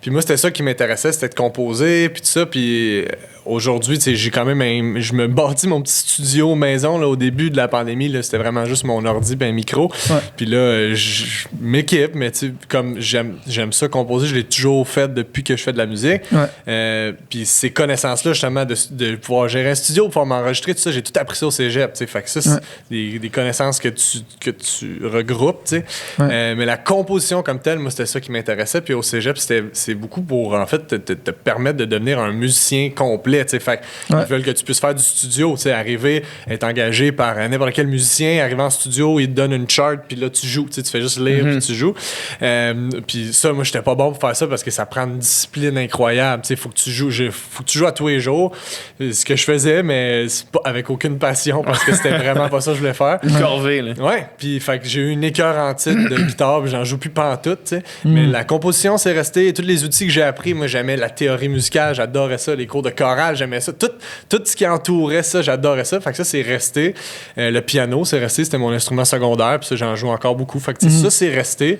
Puis ouais, ça a fini par tout comme se recentrer, tu sais, puis ressortir m'en servir dans l'humour, tu sais. Puis j'aime aussi m'en servir, tu sais, quand je te dis c'est pas calculé, mais effectivement c'est quand même volontaire de pas juste faire du stand-up, tu sais. J'aime les spectacles qui sont des spectacles. J'aime sentir. Ouais, mais j'aime sentir qu'il y a quelqu'un qui a préparé quelque chose de gros, tu sais. J'adore le stand-up aussi, là. J'ai plein de mes humoristes, de mes idoles qui sont de mes humoristes préférés, puis de mes idoles qui sont des stand-up purs. Mais en tout cas, pour l'instant, c'est pas un objectif que j'ai de faire un show 100% stand-up, même si c'est ma passion première, là, je te dirais. Là, j'adore le stand-up. On pourrait... J'aime aussi qu'il y ait des gens qui me connaissaient juste par le stand-up, puis que là, ils font « Ah, Crème, il fait aussi des petites tunes. » Mais il y a du monde qui font « Ah, il fait juste des petites tunes, lui. » Mais mon affaire, c'est vraiment le stand-up. Mais j'aime les shows qu'il y a tout, que tu utilises la scénographie, que tu utilises la musique, les personnages, tout ça. Moi, j'aime ça. Fait que c'est un peu un objectif aussi. Là. J'aime ça aussi, varier le show comme tel. Fait Mais que c'est hot quand même que au final, tu sais, il y a comme quand tu vas voir un show d'humour, mettons, on a Louis José Hood en tête, là, tu sais, on a ces genres de classiques là, mais au final, tu sais, un spectacle, c'est pas obligé d'être un style, là, tu sais. Ouais, Autant quand tu vas voir un show d'humour, là, ça se peut que des fois, c'était qui? C'était Claude Pelgag qui disait qu'elle, tu sais, dans son show, elle jonglait aussi avec l'humour, là, tu sais. De comme, des fois, de prendre des pauses entre les tunes, de faire un peu de stand-up, là, tu fais, qu'est-ce qui se passe? Mais au final, c'est hot, là, tu sais. Ben oui, vraiment, tu sais. Puis il y a toutes sortes, tu sais. Il y a Robert Lepage qui a fait des one-man shows. Puis tu sais, c'est pas du stand-up, c'est du théâtre, mais c'est quand même, c'est un monologue. Il y a plein de jokes. Tu sais, il y a Marc Messier qui va faire ça aussi. Tu sais, il y a plein de monde qui font des affaires, qui osent pas appeler one-man show parce qu'on a mis des tags vraiment gros de gens. Ça, c'était un one-man show absurde. Ça, c'était un one-man show avec de la musique. Ça, c'était un one-man show de personnages. Ça, c'est une pièce de théâtre. C'est d'autres choses. Tu sais, fait que il y a beaucoup de. Puis, tu sais, je comprends que dans le traitement, c'est pas la même chose, là, évidemment, parce que l'humour, il y a un genre de. Il n'y a pas de quatrième. Tu sais, tu interagis, puis le show bouge beaucoup. Mais je pense qu'il y a moyen de mélanger un peu tout ça. Tu sais. Fabien Cloutier le faisait aussi. Là, c'était plus théâtral quand même, son truc. Puis jouer avec la forme. Fait que, tu sais, toutes ces affaires-là, moi, j'aime ça. Là, tu sais, j'aime jouer avec la forme, puis me dire que, c'est un one-man show, mais tu sais, c'est pas 100% stand-up. Là, tu sais. Je trouve ça drôle, ça, ce débat-là. Il y a une espèce de noyau dur, on dirait, de genre, ça, c'est pas vraiment du stand-up, puis ça, c'est pas vraiment. Puis un tel, puis. Il y a beaucoup d'élitisme, vraiment de l'humour. Du purisme là, de stand-up. Parce que c'est devenu comme cool, là, ça, là, tu sais, puis j'adore ça aussi. D'être juste toi, puis ton. C'est juste un gars tout seul avec son micro. Tu sais, c'est beaucoup ça, là, tu sais. Mais ça peut être 1000 autres affaires, tu sais. Tu sais, en bout de ligne, si c'est un bon spectacle puis que le monde se déplace puis veut y aller, c'est that's it, là. C'est ça le plus important, peu importe comment ça s'appelle ou, tu sais, quel style que c'est, là. C'est clair. T'étais-tu le gars... t'as toujours été le gars drôle? Je sais pas pour vrai, ben tu sais, je pense que oui, tu sais, c'était un peu ça sur quoi je me rabattais parce que j'étais pas particulièrement chaud, j'étais pas musclé. Le gars chaud était le gars chaud. Parce que tu sais, c'est ça qui est drôle. J'étais pas particulièrement chaud. Fait que, non mais c'est vrai, tu sais, fait qu'au secondaire, j'étais le gars qui faisait de l'art drame puis qui animait secondaire en spectacle, puis tu sais. Fait que, je pense que j'étais pas genre le clown. C'était pas ça. Le but, c'était pas de puncher en classe tout le temps. Là. Ben non, pas de temps. Là, non, c'est ça. Je suis quand même un peu réservé. Là, dans la vie, je suis pas le gars qui parle le plus fort pantoute, puis je suis pas... Je sais pas, ça me fait rire, moi, ça, tu sais, l'affaire de j'ai toujours été le petit comique dans la classe. Je sais pas, il y a comme un. La question arrivait de ce stéréotype-là. C'est ça. T'étais-tu le petit comique dans la classe, toi? Non, c'est ça. Mais celui-là qui parle le plus fort, nous autres, le gars qui parlait le plus fort à notre secondaire, man. Ouais. Tu vois pas ce gars-là, là. Non. C'est pas le gars qui parle le plus fort dans le corridor. Mais, non, c'est ça. Mais il y a plein d'humoristes que, tu sais. Tu sais, mettons, François Pérusse, je trouve ça du grand génie, là, mais tu sais, genre en entrevue, là, tu te roules pas à terre. Là, je veux dire, c'est un gars. Tu sais, des fois, il y a du monde qui font ce qu'ils font, puis genre, quand ils le font, c'est fucking drôle, puis c'est vraiment excellent, mais genre. On dirait qu'on met la pression des humoristes d'être drôle 100% du temps, tout le temps. Oui, ben, puis j'espère que c'est en train de changer un peu, là, puis qu'on se rend compte que c'est des humains, puis qu'ils peuvent être intéressants. Là, je l'ai vu à l'épicerie, il était pas drôle. Pas fait rire. Fuck you, Mike! C'est ça. Mais je pense que de plus en plus, les gens ont une conscience de ça aussi. Il y a une sensibilité à ça. C'est du vrai monde. Là, c'est pas. Fait que. Mais je le sens pas trop là, ben, à part quand le monde sont comme fais-nous une petite toune. T'sais, moi ça c'est l'affaire qui me dérange là, en ce moment, c'est le monde qui pense que c'est juste facile puis que là, c'est juste chanter de même c'est un beat là, tu sais. Mais il y a comme un petit peu plus de pas de recherche mais de travail, de conscience en arrière de ça. Fait que mais c'est ça, tu sais, le monde comme je te disais tantôt, le but, c'est de donner l'impression au monde que c'est la première fois qu'on le dit puis qu'on est juste en train de jaser, mais il y a tellement de travail derrière. Fait que ça donne l'impression que quand le show arrête, le gars, le manche patate, il arrête pas puis il continue, tu sais. Fait que, mais ce qui est fou, c'est que ces petites tunes-là, parce que, appelons ça les petites tunes, même si c'est exactement ça. Même si c'est sûr que tu mets énormément de travail là-dedans, puis justement, ça a l'air fait un peu sur le fly, tu sais, de même, mais t'as créé genre un hymne là, de genre des gens que dans la pandémie qui ont besoin de s'accrocher à quelque chose, pis c'était ta toune, ça va mal. Ouais. Tu sais. Ouais. Ça a vraiment, là, genre, c'est incroyable comment ça a été écouté, cette tune-là. Là. Ouais, mais je suis surpris, pas surpris. En fait, là, comme je le sentais, là, tu sais, c'est comme ça faisait un mois, mettons, là, que j'avais cette idée-là en tête de comme juste une tune qui dit ça va mal. Tu sais, comme j'aimais cette idée-là. Puis quand je l'ai faite, pour vrai, c'était tellement libérateur. Tu sais, je l'ai filmé, mettons, j'ai fait comme. C'est la tune, j'ai peut-être fait le moins de take parce que j'étais comme on l'a, là. Tu sais, le feeling est là. Je le filais tellement, là. C'était tellement ce que j'avais le goût de dire. C'était très simple, là, c'est 45 secondes de moi qui dis ça va mal. Ouais. Mais j'étais comme, on a mis, je pense qu'en tout cas, je mets le doigt sur le feeling collectif, puis la réponse était assez. Exactement ça. Ouais, c'est ça. Là, je pense que j'étais pas tout seul à me sentir de même. Puis il y en a qui le sentaient encore plus que moi. Là, les travailleurs de la santé, c'est fou. Là. Et ça, je t'entendais dire que genre. Le monde le chante au bureau, le monde chante à l'hôpital, le monde la chante partout. Là. Je me fais écrire pas mal à toutes les semaines. Là, avant, c'était à tous les jours, là, dans le pic. Là, tous les jours, du monde qui me disait hey, c'est notre hymne, on la chante à tous les jours au bureau. Puis la plupart des gens, c'est des gens qui travaillent dans le milieu de la santé, dans des hôpitaux, dans des sortes d'endroits où ça va mal. C'est quand même hot d'avoir raisonné, d'avoir fait quelque chose qui a résonné autant. Mais tu sais, c'est comme. C'est comme épeurant de le voir de même, de se dire il faut que tu fasses quelque chose qui résonne auprès des gens, alors que tu veux juste faire quelque chose qui résonne pour toi-même. Mais quand tu touches à quelque chose ce que tu viens de dire là, c'est l'essence même de toutes les affaires. Là. C'est vrai, pareil. Quand tu te mets de la pression que ça résonne auprès des autres, alors que la seule vraie affaire, faut que ça résonne auprès de toi. Genre, tu prends l'art en général, tu le mets dans une boîte, puis c'est ça qu'il faut que tu dises. Ça résonne pour toi, ça résonne certainement pour quelqu'un d'autre. Oui, sûrement, tu sais. Fait que, exact, mais le fait de mettre le doigt là-dessus, c'est comme. Puis de pogner un choc, là, puis de faire oh shit, ok, j'ai touché à quelque chose. C'est assez spécial comme feeling, là, tu sais, parce que tu sens qu'on bande, tu sais, que tout le monde est un peu genre. Quand le monde fait hey, ta toune écœurant, tu sais, ça va mal pour moi en ce moment, j'ai vécu de quoi de pas cool, mais t'as l'impression de le vivre avec eux autres. Fait que c'est fucké, là, le feeling de comme.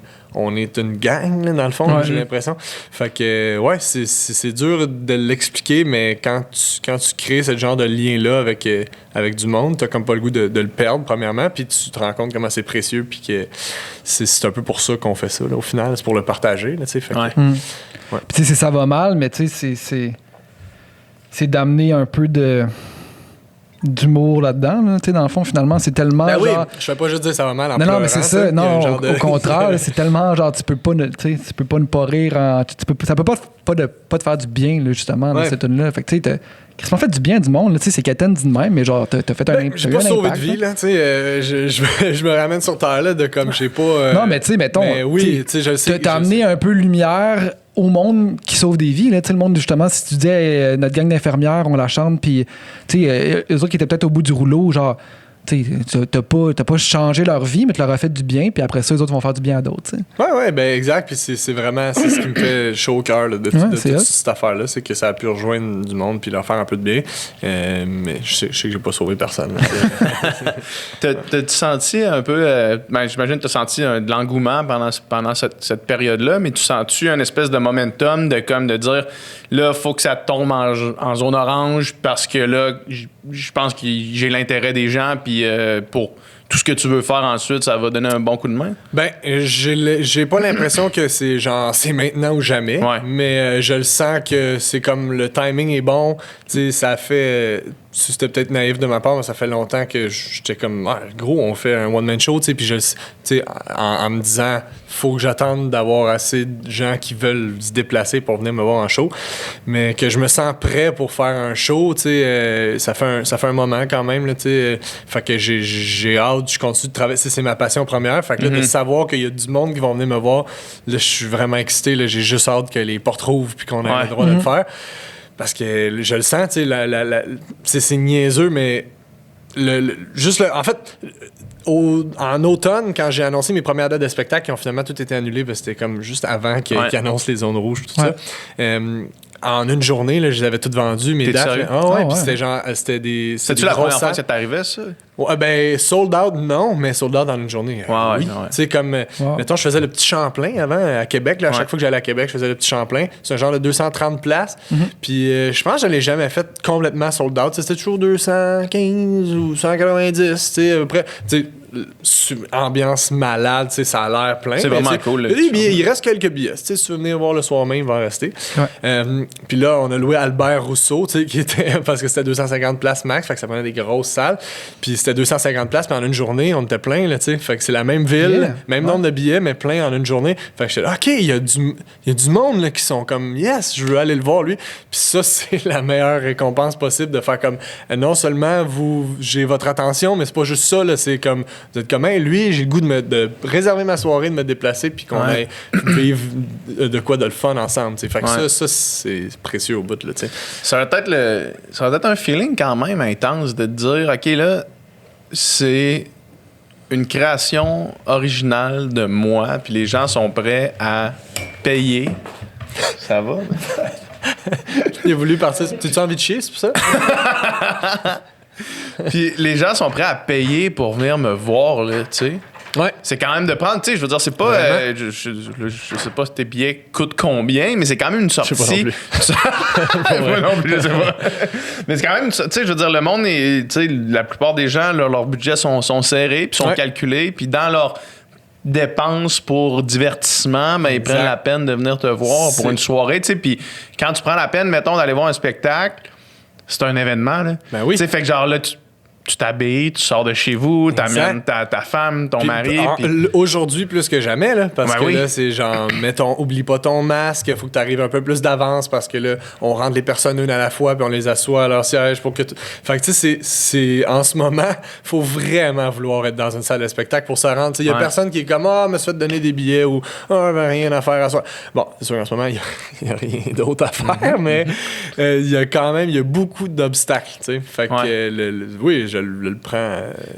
C'est tellement un beau compliment. Mais c'est pas juste un compliment, c'est comme ça me donne le goût de me forcer, entre guillemets. Ben je sais pas comment dire. Comprends, ça a toujours été ça, tu sais, je le vois toujours. À chaque fois, j'en reviens pas à la fin du show de comme, hey, ça fait 1h15 que je parle, vous êtes même pas parti, tu sais, je trouve ça malade. C'est une surprise à chaque fois. Non, pour vrai, je suis comme, c'est cœurant, tu sais. Fait que là, plus que jamais, tu sais. Puis moi, on dirait que ça me. On dirait que la pandémie, tout ça, ça m'a vraiment. Tu sais, tu réalises jamais ce que tu as jusqu'à temps que tu le perdes, là. Puis de réaliser, mettons, la possibilité de consommer de la culture puis de sortir dans une salle de spectacle, on dirait que c'est quelque chose que je prenais un peu pour acquis. Puis que je considérais pas vraiment comme dans... quand que je me disais qu'est-ce que je fais en fin de semaine ou qu'est-ce que je fais, j'avais plus l'espèce de réflexe de me dire, hey, je vais me payer un billet de spectacle, tu sais. Puis Chris, c'est maintenant que je l'ai pu, je me dis, c'est la première chose que je veux faire, là. Si je me dis, la prochaine fois, je vais aller sur Evenco, je vais juste checker tous les spectacles qui se donnent, puis tu sais, je vais aller consommer de la culture parce que c'est ça qui me manque le plus, tu sais, en ce moment. Puis je suis sûr que ça va faire ça, là. Je sais pas si tu le sens un peu ou... Ben oui, j'ai été au Cinoche, là aussi. Ça aussi, c'est rouvert, même en zone rouge. Puis j'étais comme, Christy, ça me manque, ça, là. C'est le feeling de juste être assis, puis qu'on te sert un film, puis t'es dans l'ambiance parfaite pour écouter. Tu sais, c'est malade, là, ça. Là. J'adore ça, là. Ça me manque aussi, là. Ouais, c'est clair. Moi, quand j'habitais à Québec, j'allais au Clap à tous les mardis, parce que c'était... les mardis, il y avait une journée où est-ce que je pouvais avoir une bière. Puis je me pognais une pinte, mais tous les mardis, là. Puis j'ai regardé un film que j'avais jamais entendu parler, là. Tu sais, je m'en crissais, là. C'était quoi, là? Puis je faisais juste aller là. J'allais en salle avec ma pinte de rousse boréale. Puis je faisais juste écouter le film. Puis là, ça faisait partie de ma routine. Puis là, quand je suis déménagé, j'ai comme arrêté de faire ça. Puis là, aujourd'hui, je réalise que c'était tellement important que j'aurais jamais dû arrêter de faire ça. Ben ouais, je comprends. Tu sais, c'est tellement comme... C'est tellement... On est mardi, man? On va au cinéma, man. On va au cinéma. Oui, allez au cinéma. On va au cinéma. On va aller au cinéma. On va au cinéma, man. On va aller au cinéma. Allez voir... Pourquoi t'es allé voir, toi? C'est-tu québécois? Non, c'était en... Attends, c'est... Tu dois te sacrer? Ouais. Non, on sac pas sur YouTube. Ils vont nous couper. Attends, j'essaie de me rappeler.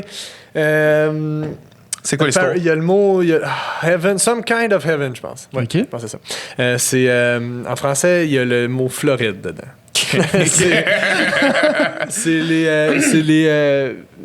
les villages privés là, en Floride pour les gens à la retraite. Ouais. C'est comme c'est immense. Ouais. Puis c'est comme tu sais, c'est présenté un peu comme étant c'est un documentaire. Okay. C'est présenté comme étant genre tu sais, le paradis de comme c'est malade là, tu prends ta retraite, puis là il y a tout le cart de golf, tout est tout petit, tout est pareil partout, puis là il y a plein de cours, des clubs privés puis tout ça. Puis ça a l'air, tu sais, c'est super aseptisé, puis c'est juste des blancs hein, presque, tu sais. Fait qu'il y a quelque chose de surnaturel, puis c'est le portrait de des gens qui sont là, des gens à la retraite qui sont malheureux. Oui. C'est ça, fait que c'est des gens malheureux mais qui vivent dans un endroit où tout est supposé d'être génial. Fait que c'est super touchant, c'est vraiment drôle, c'est très drôle, c'est super beau, c'est un beau portrait, puis ça t'amène à te poser plein de questions sur la retraite, la vie après la retraite, la vie de couple, tu sais, ça t'amène à te poser plein de questions. Fait que c'est super intéressant, c'est vraiment bon, c'est super bien fait. Ah ouais, c'est combien d'étoiles tu donnerais? 4,5. 4 crime! Solide! C'est super bon, c'est vraiment bon. Ouais. T'es-tu un grand cinéphile? J'aime le cinéma beaucoup. J'aimerais ça en connaître plus. J'aimerais ça voir plus de films. Comme à chaque fois que je vais voir un film, je trippe puis je suis comme c'est le meilleur film que j'ai vu de ma vie. Ouais. Je suis comme, ouais, mais là, Some Kind of Heaven, mon film préféré de tous les temps. Non, mais tu sais, j'exagère, mais non, quand même, là, mais pas autant que j'aimerais. J'aimerais ça en écouter encore. T'as-tu des films qui t'ont marqué vraiment? Là, ben, récemment, je pense que j'en avais même parlé avec Jay ici même. Okay. Là, mais 8th Grade, le film qui est récemment, ça fait peut-être 2 ans de ça, là, mais le film de Bo Burnham, vous connaissez peut-être. Ouais. Hein? C'est vraiment bon. Mais genre lui, son humour ressemble un peu à ce que toi tu fais. Là. Ben oui, de jouer avec la forme. Tu sais, c'est un humoriste que j'aime beaucoup. Tu vois, son stand-up, je suis moins fan. Tu vois, j'aime beaucoup. J'aime ses tunes. J'aime comment il joue avec la scène puis tout ça. Mais son stand-up comme tel, c'est moins une affaire qui me fait triper tant que ça. Mais tu vois, je connais le film, mais je connais pas le gars. Je connais pas le... Ouais, ben je t'invite à regarder. Il y a deux specials, il y a des specials sur Netflix. Il y en a plus que ça. Il y a des affaires plus vieilles, mais souvent, c'est comme un peu moins étoffé ou c'est des affaires qui se retrouvent dans l'autre special d'après qui est mieux fait. Mais les deux, What puis Make Happy, qui sont ces deux specials, je te conseille. C'est très bon. Ouais. Ça, c'est la fille là, en 8th grade, justement, là, qui est... Ouais, petite fille de 13 ans qui est addict aux réseaux sociaux puis qui est comme awkward socialement. Ouais, c'est exactement ça. Ben, c'est comme ce que j'aime, c'est qu'il n'y a pas de... C'est juste réaliste. Il y a pas de... J'aime beaucoup ces affaires-là, ces temps-ci, là, mais il n'y a pas de grosse intrigue, il n'y a pas de meurtre, il n'y a pas de twist. Mais c'est quand même dur comme film. C'est dur à écouter, je trouve. Je trouve ça... Dur dans le sens moralement ou... Non, ben je trouve ça... Tu sais, c'est ultra malaisant. Tu sais, le personnage est ultra... C'est ça que je trouve bon, moi. Timide. Elle se met dans des situations ultra malaisantes. C'est dark, en fait, comme film. Quand même. Je trouve que... Moi, en fait, au contraire, ça m'a fait dédramatiser cette situation-là. Okay. Je trouve que c'est vraiment un beau portrait de... C'est vraiment ça. Tu te rappelles de c'est quoi avoir 13 ans, puis là, tu t'imagines, en tout cas pour moi, c'était quoi être une petite fille de 13 ans, parce que je l'ai pas vécu, puis là, d'être une petite fille de 13 ans en 2018, sorti en 2018. À l'ère des réseaux sociaux. Ouais, tu sais, tu comprends tout ça, puis oui, ça te fait mal, t'as le goût de l'aider, mais en même temps, t'es comme, c'est juste une période de la vie difficile en général. Ouais. Fait que je trouve que ça fait un peu dédramatiser ça, c'est drôle, c'est cute, c'est beau, s'il y a des moments malaisants, vraiment malaisants, parce qu'ils sont tellement réalistes de plein de situations. En tout cas, fait que moi, je trouve que c'est génial, la manière que le portrait est dressé, je trouve que c'est super juste, puis drôle et touchant, puis beau, puis pas touchant, genre on veut te toucher, juste comme on va te montrer de quoi ça a l'air. Puis je trouve ça vraiment beau. C'est comme des petites scénettes, là, dans le fond, il y a pas tant de... Il y a un dénouement, puis tout ça, mais c'est pas la grosse intrigue, justement, il n'y a pas de twist. Pas le schéma narratif traditionnel. Ben, c'est ça, il n'y a pas il y a pas de... C'est ça, il n'y a pas de gun, il n'y a pas rien. Non, tu comprends? J'aime ces affaires-là aussi. Oui. C'est clair, mais moi, je l'ai pas écouté, mais la question de l'accessibilité des réseaux sociaux pour des adolescents qui vieillissent, là, j'y réfléchis quand même souvent parce que je me remets à quand on était au secondaire, début secondaire, puis comment qu'on n'était pas mature, puis qu'on n'avait pas d'intelligence émotionnelle, ni d'intelligence relationnelle, puis que quand on arrivait chez nous, c'était fini, là, tu sais. Ouais. On arrivait chez nous, puis il y avait pas de... On était peut-être sur MSN, mais sur MSN, tu contactes juste les gens à qui tu veux parler, tu sais, Puis là, quand t'arrives chez vous, puis ça finit jamais, mettons, ton interaction avec ton cercle social, puis que les dynamiques entre jeunes adolescents qui sont pas tout le temps nice. Puis que, tu sais, mettons, la popularité de quelqu'un, c'est plus quelque chose d'abstrait, c'est quelque chose de quantifiable, mesurable. Exact. Ouais. Je sais plus c'est qui disait ça, mais c'est la première fois c'est la première génération qui peut revenir chez eux puis se sentir encore seul. Tu sais, comme quand t'es à l'école puis tu sens que t'as pas d'amis, ça fait super mal. Mais quand tu retournes chez vous, t'es avec ta famille puis t'es bien. Mais là, t'arrives chez vous puis t'ouvres les réseaux sociaux puis tu te retrouves encore pas d'amis, seul face à ça. Fait que oui, c'est vraiment dur. Puis même pour les jeunes populaires, moi aussi, ça me fait peur là, de me dire qu'un jeune de 15 peut se mettre à avoir 200 000 followers. Puis là, ça, ce que ça dit, là, ça te rentre dans la tête. Là, c'est 200 000 personnes qui te disent la personne que t'es, là, elle est parfaite. On t'aime comme t'es, change pas. T'as 15 ans. Oui, il faut que tu changes. Oui, il faut que tu te remettes en question. Oui, il faut que tu vives. Il faut que tu sois tout seul chez vous. Des fois, là, tu peux pas être constamment avec une communauté sur Internet puis vivre pour eux autres. Il faut que tu vives pour toi. Il faut que tu vives des expériences. Il faut que tu fasses des amis. Il faut que tu vives des connexions individuelles, pas juste toi par rapport à un groupe. Fait que là, quand tu vieillis puis t'as 21 ans, mais t'as juste voulu rester cette personne-là qui se fait dire par 200 000 personnes, t'es extraordinaire. Fait que ça, là, ça va pousser croche, là, ces jeunes-là. Là, fait que j'ai de la misère à voir comment ça peut être positif, ça, d'être une vedette sur le web vite. Comme j'ai l'impression que ça peut détruire des personnes. J'ai une amie qui a un petit gars de 6 ans. Là. Il est malade, ce petit gars-là. Il est drôle, il est vraiment allumé. C'est comme... Il est vraiment doué, là, genre il sait lire, il sait multiplier déjà, puis il a 6 ans, mettons. Là. Puis il sait manier l'iPad d'une manière incroyable. Il connaît tous les tricks, là, puis il est vraiment bon. Puis il sait manier, il manie l'iPad. Non, mais tu sais, comme à 6 ans, genre vraiment, il manie vraiment mieux l'iPad que mon père, là, tu sais. Ouais. Puis elle m'envoie une vidéo l'autre jour, puis là, c'est comme lui dans la cuisine, puis là, il installe l'iPad, puis là, il se met à filmer. Puis genre, il y a 6 ans, puis première chose qu'il fait, c'est allô tout le monde, alors je vais vous faire une vidéo de danse aujourd'hui. Nice. Puis là, il part genre une tune d'Imagine Dragon, puis là, genre, il danse dans le salon, puis là, tu vois genre ses parents qui font un souper derrière, tu sais. Puis, mais genre, à 6 ans, il est déjà en train d'avoir une vidéo YouTube, ça commence par allô tout le monde, puis genre... Puis c'est fou, pareil, tu sais, lui, c'est comme il a intégré ces codes-là, ces codes de l'Internet-là, puis c'est juste normal de se faire une vidéo elle sera pas sur YouTube, mais genre, il commence par « Salut tout le monde, puis je vais vous faire ça aujourd'hui, puis liker, puis genre, non. » C'est la nouvelle réalité, tu sais. J'imagine qu'ils vont apprendre à vivre avec ça, tu sais, c'est leur réalité à eux. C'est quelque chose qu'on n'a pas vécu, tu sais. J'imagine que ça devait être ça aussi pour... Je sais pas, j'essaie de trouver un équivalent, mais tu sais, nos parents ou nos grands-parents qui regardaient nos parents, tu sais, genre aller danser ou whatever, tu sais, quelque chose qu'eux autres faisaient pas à cet âge-là. Tu sais, j'imagine que c'est comme c'est un choc pour nous autres, mais eux autres vont apprendre à vivre avec ça. Mais c'est que je sais pas, mettons... Ça fait peur. Ouais, c'est ça le problème, c'est ça l'affaire. Tu sais, moi, je me dis... C'est quoi, mettons, comment encadrer tout ça? Parce que s'il n'y a pas d'encadrement, ça va partir en couille. T'sais, on le voit déjà que c'est en train de partir en couille là, pour, mettons, nos vies à nous. Puis de comment ça peut être dangereux, puis polarisant, puis participer à la séparation dans la société, puis tout ça. Puis tu te dis, c'est quoi, mettons, comment qu'on resserre ça? T'sais? Comment qu'on va de l'avant avec tout ça? Puis si tu parles des cours d'éthique, si tu parles, mettons, comme Alexandre Champagne qui a lancé sa fondation, là, le Centre de l'intelligence émotionnelle en ligne. Là. Fait que c'est comme pour apprendre justement que les likes te définissent pas, puis que toutes ces choses-là sont... Mais c'est quoi, mettons, tu sais... c'est ça, je pense que ça fait peur, c'est un peu ça, un peu l'inconnu dans le fond. Là. Ben oui, puis... L'inconnu, il y en a toujours eu, tu sais. Exact, puis tu sais, là pour nous, c'est ça. C'est les jeunes qui naissent, puis qui peuvent être en contact déjà avec la technologie. Fait que ouais, je suis sûr que ce serait ça une bonne manière, c'est juste c'est pas de le rejeter, c'est de bien l'intégrer. Fait que c'est de... Je sais pas, là, d'apprendre aux jeunes à...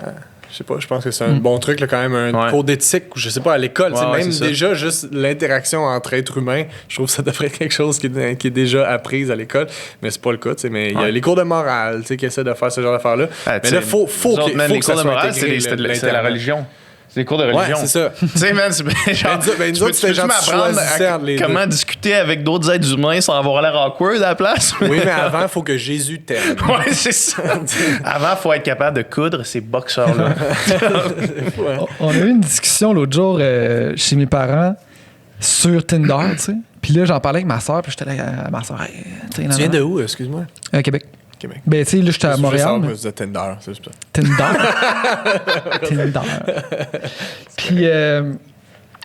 Puis là, ma soeur a dit, moi, j'ai jamais été là-dessus. Puis là, tu sais, on explique un peu le concept à mes parents qui n'ont aucune idée c'était quoi. T'sais. Puis là, mon père dit, moi, je trouve ça n'a pas de sens, là, que ça soit rendu ça, non. Dans le temps, on rencontrait des gens pour de vrai. Puis j'étais comme, ouais, mais tu sais, en tout cas, clairement, je veux dire, moi, je connais un tel qui se sont rencontrés là-dessus, puis ils sont heureux, puis tu sais, ça permet de non, puis c'est une nouvelle façon, puis les gens, ils vont peut-être, tu sais, c'est ça, un peu moins sortir, surtout en ce moment, puis ben oui, dans le fond. Correct. Ça l'a pris 2 secondes. Il a switché complètement. Mais il y a de quoi de vraiment, tu sais, c'est vraiment de la, tu sais, de juste dans l'action de swiper à gauche, à droite, qui est vraiment comme...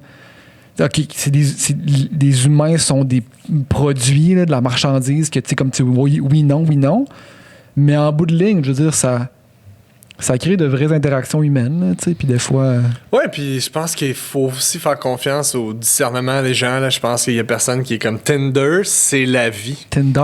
Tinder, c'est ça la vie, tu sais. Ouais. Je pense pas, tu sais. Je pense qu'effectivement, le message que l'application envoie, tu sais, j'imagine que effectivement c'est pas le meilleur, mais je sais qu'il y a plein d'alternatives, là, tu sais, pour... Fait que... T'sais, au final, je pense qu'il y a des gens qui utilisent Tinder qui sont très conscients que c'est pas représentatif d'une vraie relation interpersonnelle. Ouais. T'sais. Surtout dans une époque où est-ce qu'on en a plus, là. Dans un moment de la vie où est-ce qu'on n'a plus d'interaction réelle entre les gens, là, tu sais, ça n'existe plus, là. Comme c'est une denrée rare de pouvoir s'asseoir autour d'une table puis de discuter, là. Ah ouais, ben c'est ça, exact. Ben, je pense que les gens qui écoutent des films de guerre aussi sont pas nécessairement... Ils n'ont pas nécessairement le goût d'aller à la guerre. Ouais, non, je pense ça. que les gens qui utilisent Tinder savent que les humains, c'est pas de la marchandise. Il y a un peu ça aussi. Là, Ouais. J'ose croire. En tout cas, pour les jeunes, je pense que c'est plus important de passer le message. Fait que pour ça, je pense j'ai l'impression que ça passe par l'éducation. On peut pas juste faire semblant que les réseaux sociaux, ça n'existe pas, puis Ouais. que Internet, ça n'existe pas. Je pense que c'est important de bien éduquer parce que sinon, c'est un peu la jungle. Là, ils vont l'apprendre par eux-mêmes, puis c'est un peu une guerre de popularité, beaucoup, là, chez les jeunes. Ouais. Est-ce que tu sens que ça l'est aussi un peu dans un milieu comme celui de l'humour? Une guerre de popularité? Ouais. Parce que j'ai le feeling que tu sais, maintenant, tu calcules un peu surtout en ce moment dans l'époque COVID, là, tu calcules un peu ta popularité et ton succès par les vues, tu sais. Ouais, ben j'imagine que oui. Tu sais, j'essaie vraiment, en tout cas personnellement, de pas y accorder d'importance pour vrai. C'est ma vraie réponse. Là. J'essaie vraiment de pas trouver ça T'es-tu important. capable? Je te dirais 90% oui.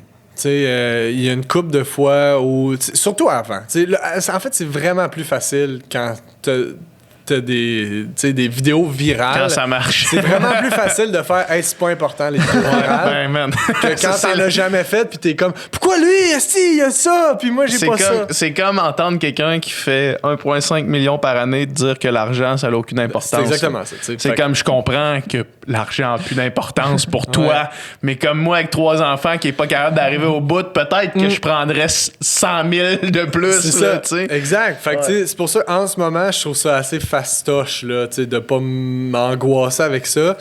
Mais reste qu'il y a une genre il y a un rythme. Moi, c'est surtout ça, en tout cas, mon struggle en ce moment, c'est de me dire, je mets-tu assez d'affaires? T'sais, moi, c'est sûr. C'est pas genre, j'ai-tu assez de followers, c'est je mets-tu assez d'affaires pour nourrir la patente. T'sais, j'essaie de sortir des affaires quand ça me tente, quand j'ai une motivation, puis quand je suis comme ça va être bon. Je veux pas juste sortir quelque chose pour sortir quelque chose, puis me dire, là, ça fait une semaine, j'ai rien mis, il faudrait que je mette une photo de moi, puis c'est de trouver quelque chose qui va plaire au monde.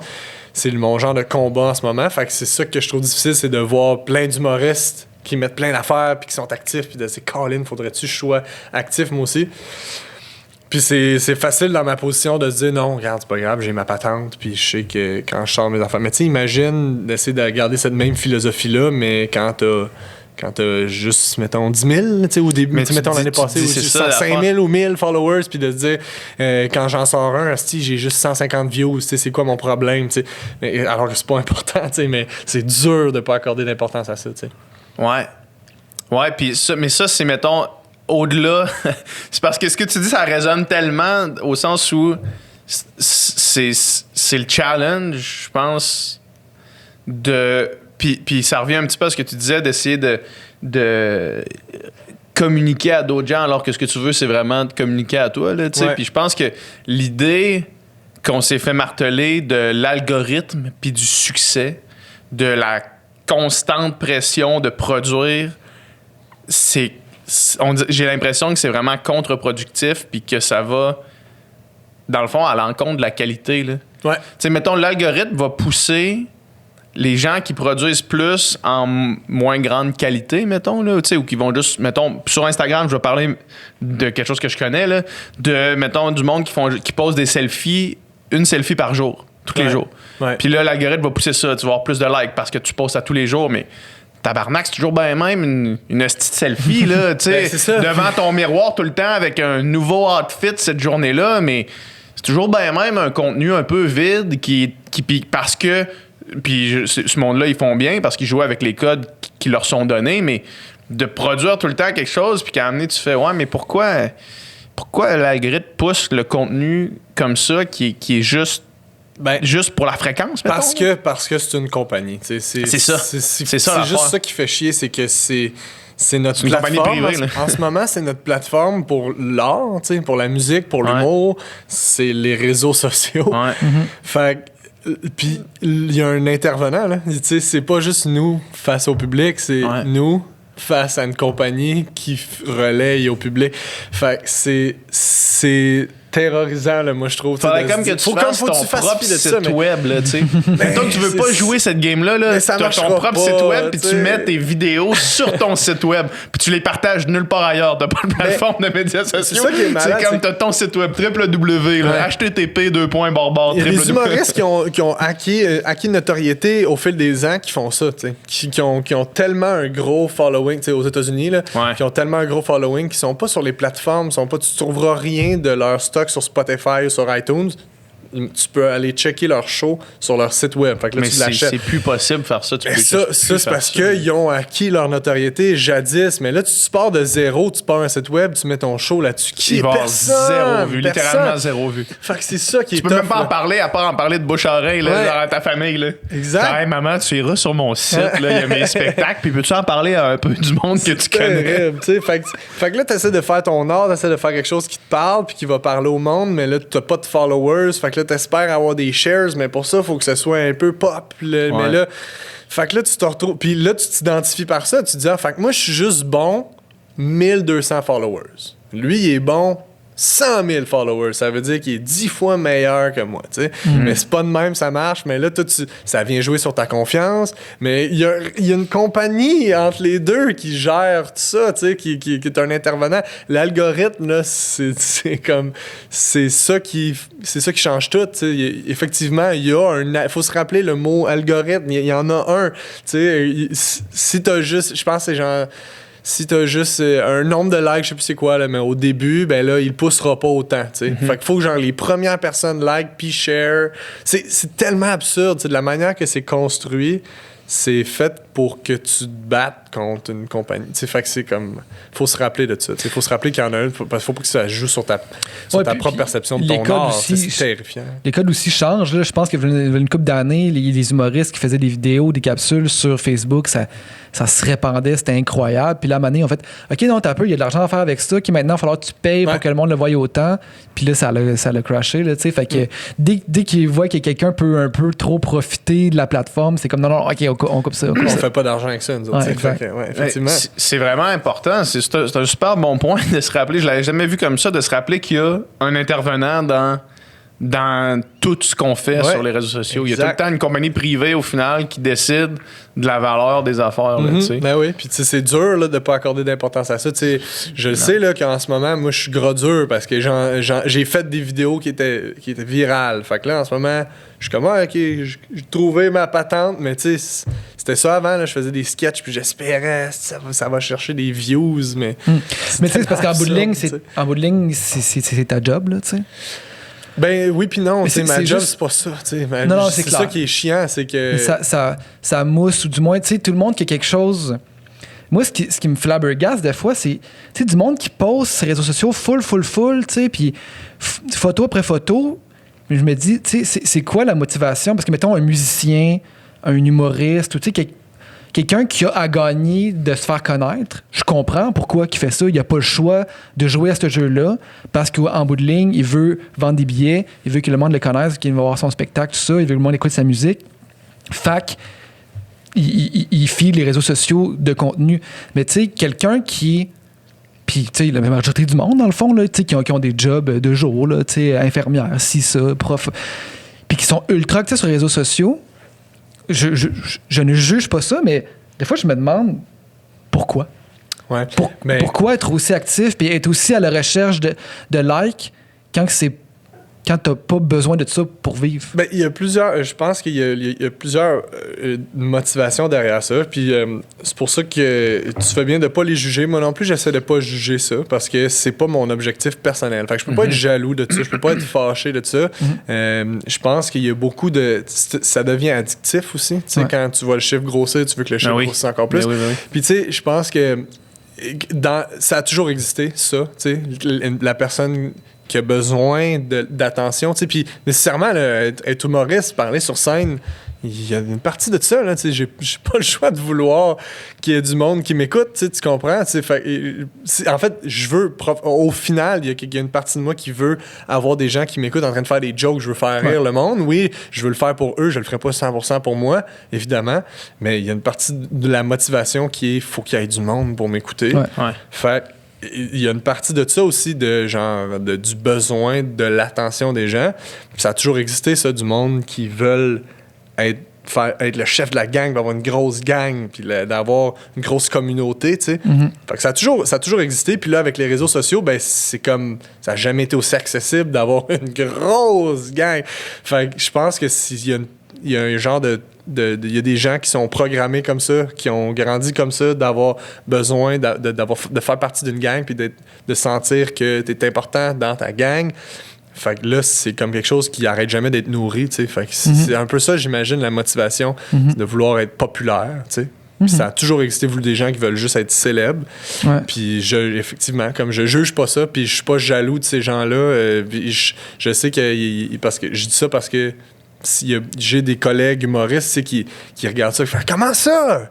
Ils ont tant de followers, puis ils font rien d'intéressant, ils font juste parler d'eux, puis puis effectivement, mais faut pas être jaloux de ça, c'est pas ça ton objectif. Faut savoir c'est quoi toi ce que tu veux. C'est pas ça, c'est de créer quelque chose, puis tant mieux si le monde embarque, Fait que pourquoi, c'est dur à dire parce que j'ai pas cette motivation-là, mais je pense que c'est une affaire, ça flatte l'ego, ça fait du bien de se sentir que ta gang grossit. Fait que j'ai l'impression que c'est ça, Puis leur but, c'est pas d'arriver avec une nouvelle idée ou rien, c'est juste de faire grossir cette communauté-là. Je pense que ce que tu viens de dire là, c'est super important, de cibler qu'est-ce que toi tu veux. Puis une fois que tu es capable de cibler, puis de le mettre en mots, puis de le verbaliser, puis d'être capable de vraiment mettre le doigt dessus, là, tout devient plus clair, j'ai l'impression. Moi, je sais que ça m'est arrivé à un moment de tomber dans une espèce de pattern de me dire, OK, faut que je sois actif sur les réseaux sociaux parce qu'il faut que mes affaires lèvent, tu sais. Puis après ça, je me suis reculé puis je me suis dit, OK, c'est quoi vraiment... Pourquoi est-ce que je veux être actif sur les réseaux sociaux? Parce que c'est pas ça ma finalité. Je veux pas avoir des abonnés, je veux pas avoir un gros engagement. C'est pas ça que je cherche. Fait qu'est-ce que je cherche vraiment? Puis ce que je cherchais, c'était de faire le podcast, faire ce qui m'intéressait pour vrai. Fait que je me suis dit, OK, ben dans le fond, si le monde ne sont pas intéressés quand je parle du podcast sur mes plateformes de réseaux sociaux, c'est pas nécessairement du monde que je veux qui me suivent anyway, tu sais. Fait que qu'est-ce que ça m'amène de différent de juste parler de ça, tu sais. Fait que de cibler peut-être exactement ce que tu recherches. Là. Ben oui, exact. Puis c'est pas... c'est ça. C'est ça. Ça s'applique... j'imagine que ça s'applique pas mal juste pour les gens qui créent, tu sais, comme ce struggle-là. Là, tu sais, je pense pas que l'utilisateur moyen d'Instagram se pose ces questions-là, mais c'est un combat aussi que je vis à tous les jours, de me dire, je fais-tu assez d'affaires, tu sais? Puis c'est ça qui est dur, c'est qu'en ce moment... plus que jamais, c'est comme notre seule manière. Ben, évidemment, il y a la télé aussi, mais je peux pas me concentrer sur ce que j'aime faire, c'est-à-dire de la scène, tu sais. Fait que, c'est pas que j'aime pas ça, faire des vidéos sur Internet, là, j'aime ça. Mais effectivement, il y a beaucoup à des fins d'auto-promo là-dedans. Fait que c'est plate de le voir de même, de se dire, ça, c'est ma plateforme d'auto-promotion. Ça, c'est une autre affaire. Aussi, les créateurs, c'est tellement puissant, les réseaux sociaux, que c'est comme quand t'es un jeune humoriste, c'est la première affaire que tu te dis, il faut que j'aille me chercher des followers, il faut que j'aille me chercher une fanbase, alors que c'est peut-être même pas si bon que ça ce que tu fais encore sur scène. Je veux dire, c'est même pas encore assez étoffé pour... T'as-tu besoin vraiment si le monde se déplace puis qu'ils viennent te voir, puis ce qu'ils voient c'est de la merde, peut-être que t'es pas prêt pour ça. Sans que nécessairement soit de la merde, mais je veux dire, c'est comme... T'as-tu vraiment besoin de 10 000 personnes? C'est beaucoup! C'est beaucoup de monde! 10 000 personnes! T'as-tu besoin de 10 000 personnes qui te suivent en ce moment? Ou, tu sais, ça vaut la peine de builder un peu ton affaire. Là, on apprend beaucoup à s'auto-promouvoir avant même d'avoir quelque chose à promouvoir. Fait que ça, c'est intense quand même là, avec les réseaux sociaux. Ça fait partie du quotidien là, de chercher plus de followers. C'est comme mettre une charrue en avant des bœufs. Attends. Quoi? Tu prends la charrue, tu la mets en avant des bœufs. Ça devrait tellement une expression, ça, man. Tu pensé à ça, mais ça m'est venu de même. Man, faudrait que ça devienne un thing, man. Un thing, man. Mettre la charrue avant les bœufs, man. Faudrait que tout le monde dise ça à cette heure. Moi, je vais essayer de populariser ça. Yo, t'as pensé à ça, man? Les bœufs sont là, mais la charrue... L'autre bord des bœufs, man. Pas du bon bord. L'image est forte et actuelle.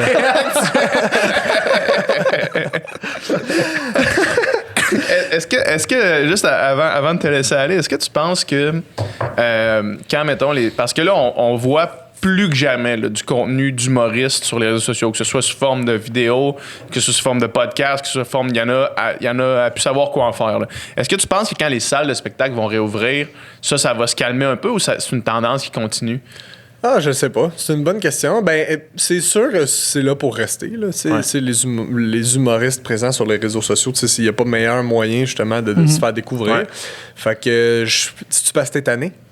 Non, c'est pas parce que je suis tanné. C'est juste que depuis le début de la pandémie, étant donné que, tu sais, mettons, quand tu fais 4 shows par semaine, t'as pas le temps de commencer à booker des podcasts puis à faire 1 million d'affaires. C'est sûr qu'il va y avoir moins de podcasts. Ça, j'imagine. C'est ça. J'imagine que oui. Mais sinon, c'est sûr, je sais pas. Moi, personnellement, c'est sûr que déjà, je focus un peu plus sur le show. Fait que je fais déjà moins d'affaires sur les réseaux sociaux. Fait que oui, j'imagine que ça va peut-être se calmer, mais je pense que ça reste que c'est la bonne manière. Mais parce que c'est le fun aussi pour le consommateur. C'est comme, là, je peux avoir un petit peu de cet art-là que j'aime dans le quotidien sans être obligé de me déplacer, sans être obligé de... Oui, c'est ça. Puis moi, ma passion, c'est la scène, mais je veux dire, encore une fois, c'est pas 100%. Je fais pas que ça, évidemment. Je suis capable de faire de la vidéo, des petites chansons, comme on le disait. Fait c'est quelque chose que je vais continuer de faire sûrement parce que j'aime ça le faire. Mais il y en a que leur passion, c'est 100% la scène. Il y en a qui aiment peut-être ça, avoir un genre d'hybride. Fait que c'est pour ça que je pense que tout ça va se mélanger aussi. Être humoriste, ce sera pas juste avoir un one-man show puis faire une tournée où ce que tu racontes d'où c'est que tu viens. Je pense que on en parlait, la forme va s'éclater. Puis aussi, on va devenir un peu des gens d'hybrides. Je pense que tu vas pouvoir retrouver beaucoup de trucs sur Internet, puis ça peut être une finalité. Ça peut être juste ça. Il y en a déjà. Je sais que Roxane Bruno s'auto-qualifie d'humoriste. Puis c'est vrai. Elle fait des jokes, elle fait des sketchs. Puis ça. C'est pas parce qu'elle fait pas genre « Hey, par applaudissement, tu te montes en couple » que c'est pas de l'humour. Oui, c'est de l'humour. Mais ça, c'est de l'humour à tabarnak. Ça, c'est du vrai. Ça, c'est drôle en nasty. Fait que oui, je pense que c'est là pour rester. Puis c'est là aussi pour ça va varier. Je pense qu'il y a beaucoup de gens qui vont varier leur coffre à outils, puis je pense qu'on n'aura plus la même définition de c'est quoi être un humoriste. Je pense que t'es pas obligé d'être un gars blanc qui parle de ses vacances en camping avec ses enfants. De sa blonde, comment qu'elle comprend pas. Là. Comment qu'elle s'achète des souliers tout le temps. C'est ça. Fait que je pense que ça va changer pas mal. Moi, il y avait un dernier petit sujet là, que je voulais aborder. Tu as mentionné la télé comme moyen encore très efficace de se faire connaître. Puis t'es rendu le comic relief de Star Academy, c'est ainsi. Ouais, c'est cool ça. Ça, c'est venu. C'est venu comment, cette affaire-là? Ils me l'ont demandé. C'est venu comme ça. Fucké, hein? Dans le fond, il y avait une captation live. Je suis arrivé sans que personne me le demande, puis j'ai fait des jokes. Ouais, ça a marché. Non, mais ils me l'ont demandé. On est 3, dans le fond, Mélissa Bédard, Mathieu Dufault, puis on fait des petites jokes. Tu sais, j'aime bien ça. Moi, ce que j'aime faire, c'est des jokes. Des petites jokes. Fait que si on me donne l'opportunité de faire des petites jokes, c'est drôle, une joke. J'aime ça, une joke, c'est drôle. Fait que si on me donne l'opportunité de faire des jokes dans un cadre aussi grandiose que Star Academy, c'est un contexte qui est... tu sais, mettons le dimanche soir, le live, puis tout, vous faites des apparitions aussi. C'est un contexte qui est trop stressant ou toi, c'est chill, t'arrives là, tu fais des petites jokes, puis that's it? Pour moi, faire des petites jokes, pas trop stressant pour l'instant, ouais. On était là live juste une fois, dans le fond, la première. Puis les deux autres, depuis, c'est des trucs, des capsules pre-tape avec la famille. À date, c'est ça, beaucoup avec la famille. Mais... mais le live en général, je sais pas, je trouve ça grisant. Je trouve ça le fun, en fait. Là, j'aime ça. Je trouve ça. J'aime ça. Là, j'aime quand il y a le genre de danger. Là, j'aime le live, justement. J'aime ça faire des sketchs aussi, là, quand c'est pre-tape et tout ça. Mais il y a quelque chose de le fun, là, je trouve, avec. Genre, c'est là. On le fait là. Pas le choix. Puis ça va être. Ça va être pris dans le temps, puis ça va rester de même, puis il n'y a personne qui peut le toucher. Là. Ouais, c'est ça. Puis c'est ce qui nous rend un peu plus ceux qui vivent. Mais tu sais, là, c'était pas la grosse affaire. Là. On était là une minute présenter le topo, mais non, j'aime ça faire cette affaire-là. Yeah. Ouais. Très cool. Puis on parle de réseaux sociaux depuis tantôt. Les gens te suivent où? Qu'est-ce que tu invites les gens à faire? Qu'est-ce qu'ils veulent? Checker tes shows? Ouais, checker ça. Bien de si jamais, là, vous n'avez rien à faire. Ouais, c'est ça. Non, mes réseaux sociaux, un peu partout sous mon nom. Tu sais, NASA. NASA. Ouais, allez checker ça. Il y a des photos de planètes. Les plateformes, les plateformes, c'est juste des photos de planètes. C'est ça. Mais c'est nice, c'est intéressant.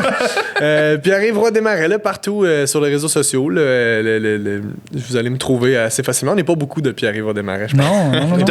T'as-tu pas mal des... Si advenant que la situation reste comme elle est ou qu'il y a des zones rouges qui deviennent oranges, est-ce que tu as des shows de planifier que les gens peuvent acheter des billets encore ou non? C'est tout sur pierre-yvesroydesmarais.com. Là, en ce moment, il y a peut-être Gatineau qui est en ce moment en zone orange. Les autres, c'est des zones rouges, mais ça va peut-être être appelé à changer. Après la relâche, on croise les doigts. Ben oui, c'est ça. Il y a Sherbrooke là-dedans, il y a Repentigny, je vais de mémoire, Brossard, Québec. Fait que ça, c'est de mémoire. Là. Je sais qu'il y en a d'autres. Mais en tout cas, allez checker ça. Moi, c'est l'affaire que j'aime le plus. C'est quand je sais qu'il y a du monde qui vient de se déplacer pour qu'on fasse des jokes. Fait que une petite joke. C'est drôle, une joke. Ouais, très cool. Merci beaucoup. Merci, merci à vous autres, les boys. Yeah.